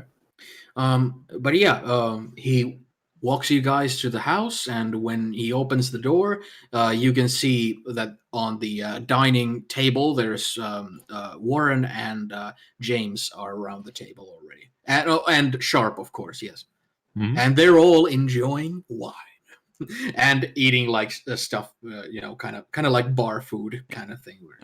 Hey, Sharp, we need to have a really in-depth discussion. We can either have it now or next session.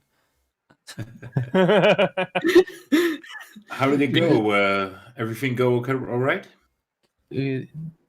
Yes and no. It's sorry to interrupt. Right as you guys are starting to converse with each other, the burgomaster will look around and see the closed kitchen door, and he will go to the door, and immediately after cracking it open, he will go in and close the door behind him. So, so we're alone in here? Yeah. Immediately, I'm just going to say, I do not think it is the best idea to drink the wine. It just seems suspicious.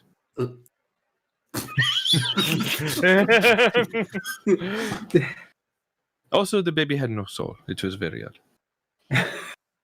No soul? Yeah, apparently it's a common affliction here.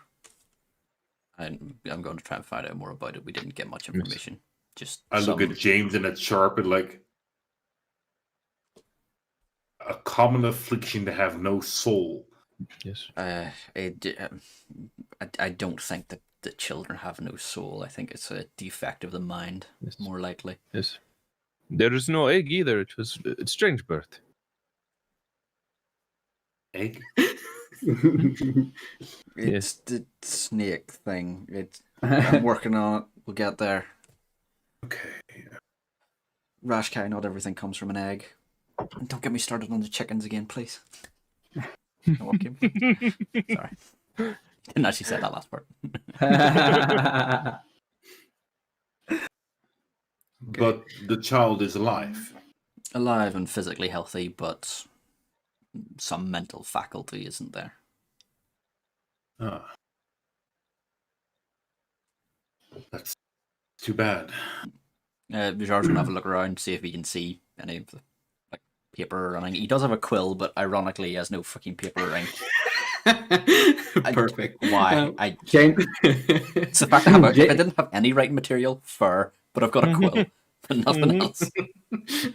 Yeah, James last will line go, of defense. The pen is mightier than the sword. Gets killed. Yeah. It was not. But yeah, around the time that you guys just had this conversation and you're kind of looking around that time, the kitchen door will open and the burgomaster will step out and he will basically walk across the living quarters and go to the other side of the house where there were two doors. And he's gonna open one of the doors, and you can all see that inside looks to be some sort of an office room, and you can hear the sound of drawers being opened and things being grabbed, and pretty soon he comes out, and you can see like the kitchen door is open, and his wife is still in the kitchen and just like exhaling like after all that, the burgomaster returns to you guys around the table, and he has the writing stuff that Gerard asked, and he has something like a parchment that's folded into many folds. That's like a thick piece there. And he comes to you guys and says that, right, here we go as requested. And I believe we do indeed have many things to discuss now that you've found yourself in this land. And he starts to open the folded paper, and he opens this in front of you, and he says that this is the Valley of Barovia, and he spreads this hand-drawn with like ink on parchment paper map in front of you, and you can see that his finger is like tapping on the upper left corner there, and you can see that there's a little settlement, like a fortress kind of settlement marked there with the name of Kresk, right beside the Raven River that flows into Lake Baratok in the in the northeast that you saw when you arrived here, and Kiriman surveyed the skies. And he sits down, and his wife walks towards all of you and gives him gives him a mug of wine as well, and he starts with, well, let's start from the beginning here.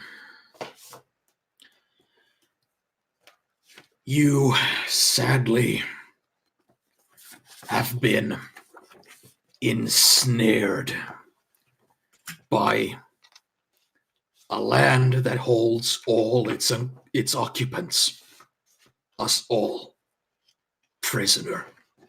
What? It's a sad realization that I must, in all honesty, embark on all of you. I trust that you are all sound enough of mind to listen.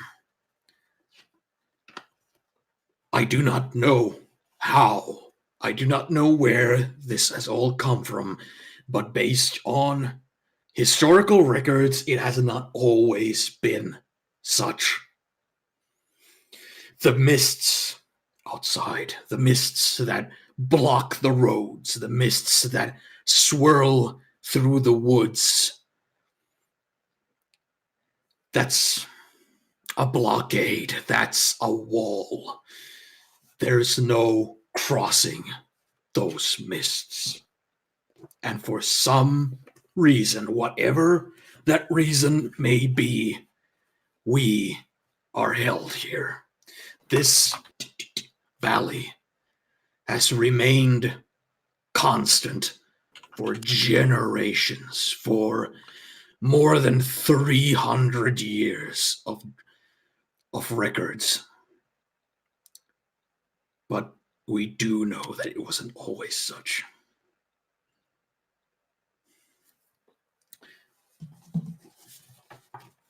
This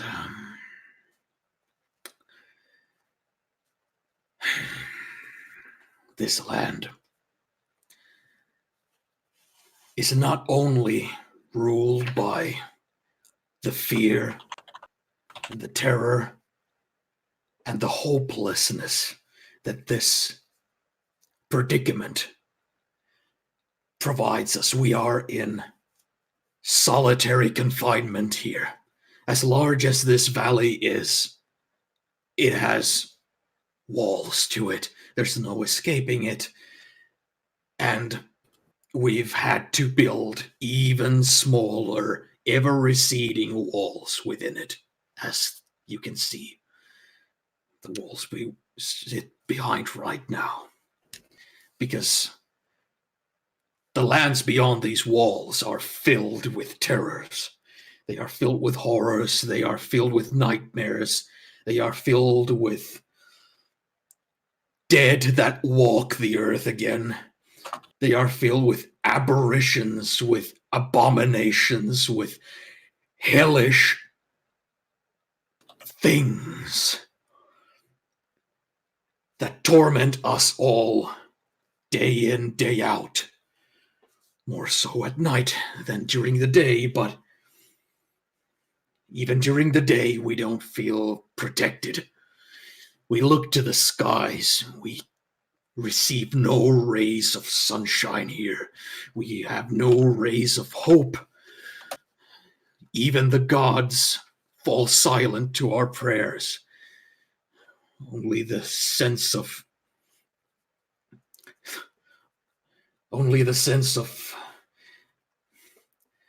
survival keeps us going. And those of us who are lucky enough to be born with the capability to feel kinship, affection, love, joy, even for a short while, live for those things. And on top of everything, there is an intent behind all of this. I do not know its motive. I do not know why, where, whence it came from, or what it wants. But it keeps us here. It torments us. And it will never stop. No matter how many people have risen against it, saints, wizards, foreigners, locals, it has all remained the same. What I speak of is the devil himself, whom we wish not to name out loud, even though the records clearly show who, but not what he is. And he, trails his finger on the map, almost all the way to the eastern end of the map, to where there is a clear castle marked on the map. This is the devil's domain. This is its nest, its hiding place, its refuge. It sits there and plots. It sits there and ponders and imagines further and new torments to lay upon its people, its supplicants, its flock. We are his cattle. We are his sacrificial lambs for him to do as he pleases, because there isn't anything we can do to stop it. His agents are everywhere, whether in the form of wolves, bats, or the walking dead. And here, we somehow feel a small bit of hope. Even though it does feel like we are locked in a cellar with our backs to the wall, it's still better than being out there. If it were up to me, I would urge you to never leave this town. I would urge you to stay here and help us survive with all the power you possess in your fingertips. But I've seen foreigners come, I've seen them go, and I know it's highly unlikely that you are satisfied with staying put and leading what could be called fearful conservative lives. Strahd's fine with I just wish when the time comes that you leave this town eventually, that you do so with full knowledge, as best in my ability to grant you, so that you are armed to protect yourself in the outside world. Rashkai will speak up. We appreciate that. I heard tell of a man. I heard somebody in the village speak of him, the abbot. Is this man? Is he one of the minions of this devil? Is he somebody to worry about? I've heard people seem fearful of him. I do not know. I have met him twice, but I do not know. He is concerning enough to where many locals believe he is the devil in disguise, come here to torment us. Even though the abbot hasn't directly tormented anyone, many feel his presence here is some form of sacrilege, some form of perversion of the faith of the Morning Lord that we still hold in high regard here. Was the abbey once, or is it still a holy place? Or has it been... I can't remember the word. Sanctified. Is it? Yeah, No. We'll go with that. There's something else. There's another one rattling in there. I can't think of what it is. Desecrated. Yeah. Thank you. Go. Well done. It used to be a grand hospital and a beacon of hope. when Saint Markovia still lived there. But ever since her time, the monks left there in her absence went mad and eventually starved to death. Ever since then, it's been known to be haunted, and no one wanted to approach the place, and it still leaves an impression of dread on anybody who gazes upon it. But the abbot is a foreigner. He arrived much as you did. He's a priest or a monk of the Morning Lord, and he heard of the deeds of Saint Markovia and decided to take the challenge of taking the mantle of being a similar beacon of hope for the people, but no such hope has come down from the abbey. Only screams in the night, only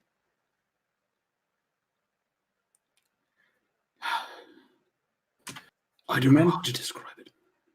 You mentioned that he came down and talked to you a few times. Yes. What did he want to discuss? He wanted things. He wanted a big portion of all the wine we get from the Martikov family annually. We have since provided it to him. And he has sent men on errands to the town of Valaki, and he points on the map. And you can see the road leading eastwards from Kresk and eventually landing on Valaki on the side of the large lake there. And not much more than that. He has spoken in a tone of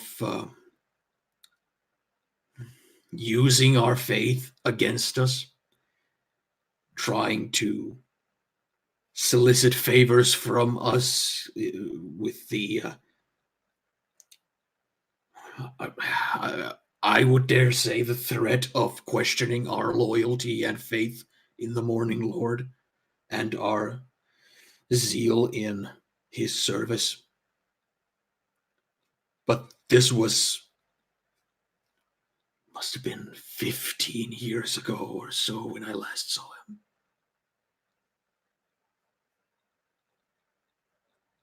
him. Should we visit him? If you should wish to.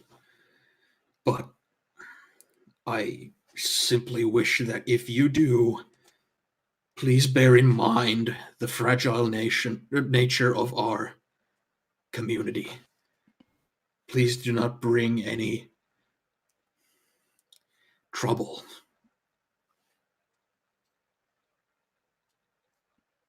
Speaking of trouble, have you heard of a group called the Silver Brotherhood? Brotherhood of Silver. Yes.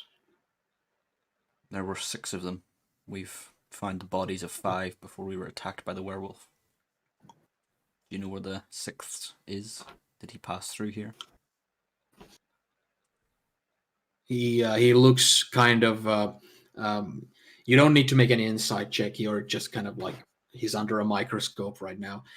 He looks like he doesn't know whether he needs to like sugarcoat something he's gonna say or whether he should just be honest with it. He's just gonna.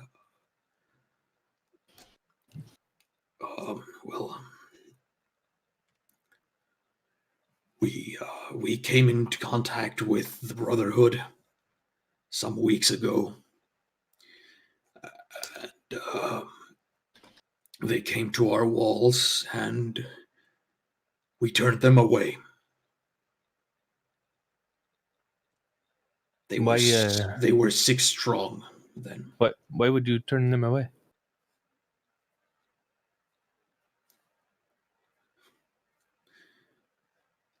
Because they had the devil's minions on their trail. We needed to look out for our own. Which minions? The werewolves? Exactly. The werewolves. I do not know where they hold their nest or home or base.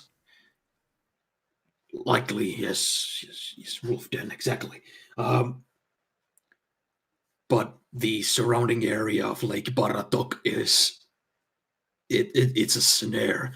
If you go there, it's highly likely that you will come into contact with them, and it'll be the last contact you have with anyone. That's where they were coming from. And Neil sort of glance at Sharp and have a sad feeling that that's going to be our destination at some point. Before we came here, our mission was to find the Brotherhood and deal with the werewolves. That is still our charge. I can't be certain what became of the Brotherhood. I haven't seen them since. But if they were people you were looking for, there is a friend of this settlement. There's someone who has protected looked after and protected my youngest son before, when he was still alive. And she could probably know something to help you. I don't know if she was in contact with the Brotherhood or not, but I know that they were in the same line of work. Who is she? A Vistana woman. What a Vistana? Oh yeah, sorry, Matt. Good point. I didn't know that. The Vistani are a traveling people. They are like foreigners compared to us, but still local. For ages, this land has been divided by 2 peoples, but they are definitely the smaller nomadic types. But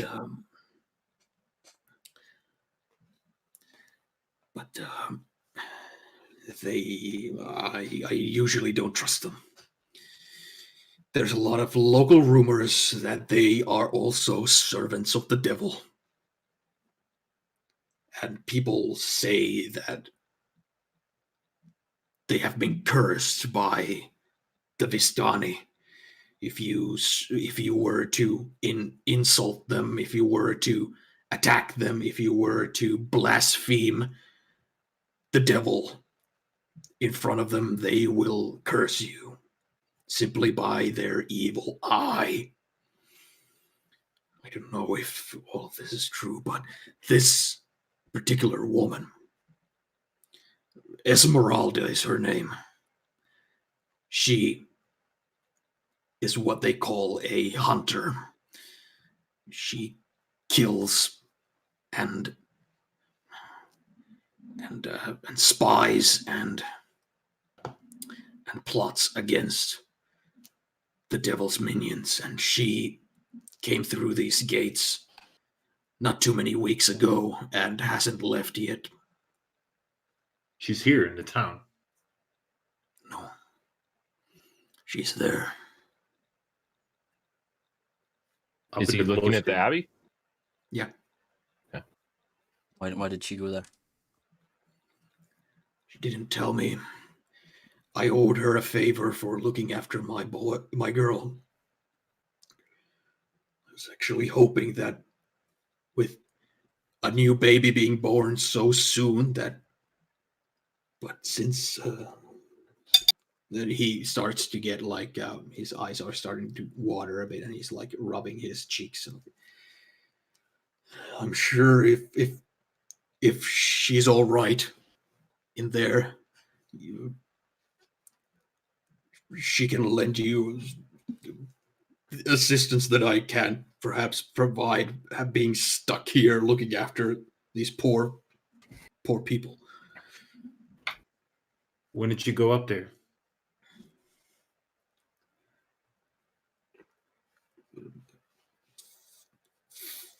Five nights ago.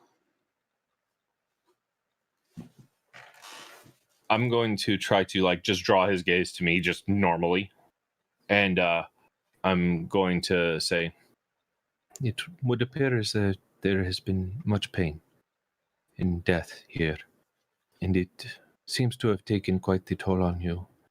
And I can't imagine turning away the Brotherhood felt good. I cannot imagine that does not take a toll on you as well. And that must be very difficult for a man in your position. I can understand why you have not fought back. I am certain many have tried, and many have failed. And you have seen it over and over. And it has been a burden. But that's what we were sent here to do. We were sent here to seek our fallen comrades and to possibly avenge them. And that's what we're going to do. She looks over at Sharp and Gerard for confirmation. Like, that's what we're going to do, right? Sharp is very much like firm. Gerard's sort of giving you a hey, you recognize human feelings other than your Not at all. This is all playing this guy. I know. And she's going to go, this is something that we must do. So I do not believe that you want any more guilt, any more burden, the feeling of any more blood on your hands. So if there's anything you're withholding, if there's any information that can help us, no matter how small, no matter how burdensome it may seem, and how much you may not want to say it, how much of a hushed whisper it is in this place, it is pivotal that you tell us, so that that guilt does not rest on your soul.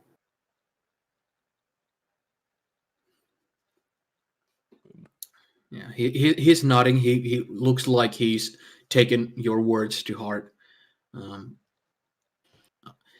Just as a DM question, is there anything specific you're kind of looking for, or is it like a general sense that don't withhold information?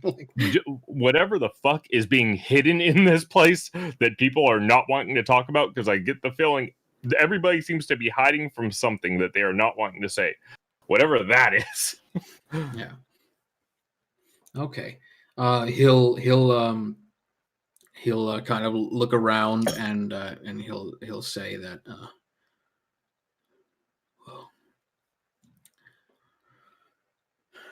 well, I said I would help you the best I could. The devil,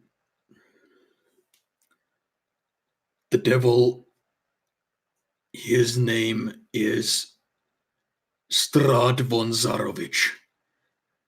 He is the Dread Lord and the master of this realm. I know that he used to be a man. There is history written of him.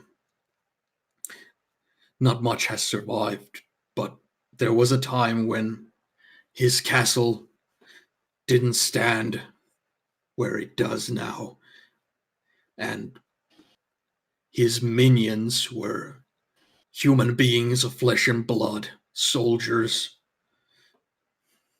in an army conquering lands.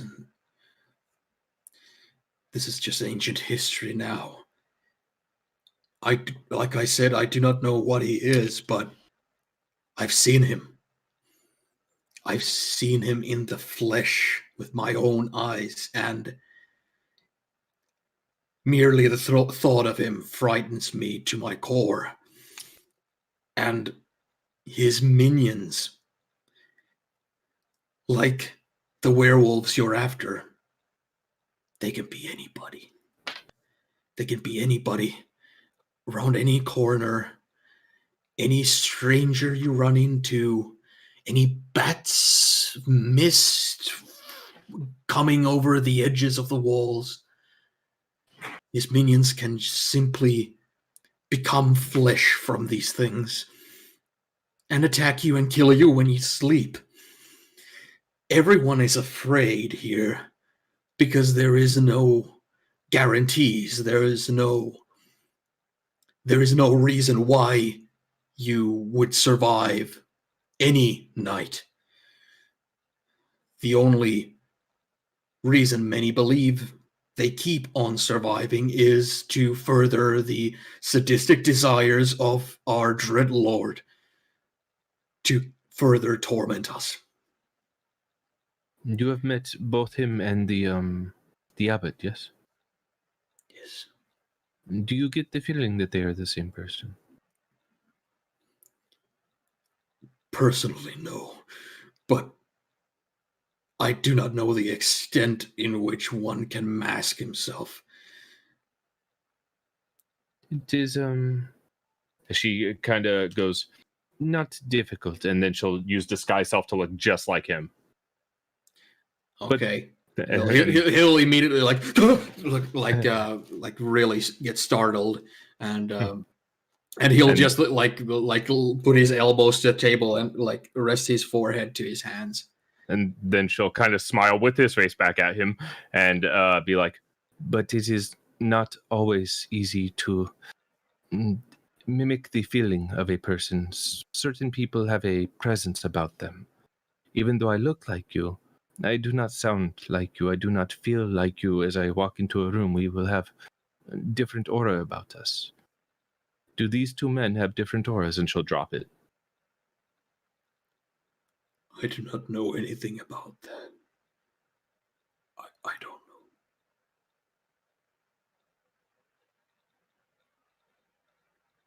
Well, in NPCs with heart attacks. No, I think this might be a good spot to end. We're already like half an hour overtime, and this might be like a good little point to. yes. Yeah.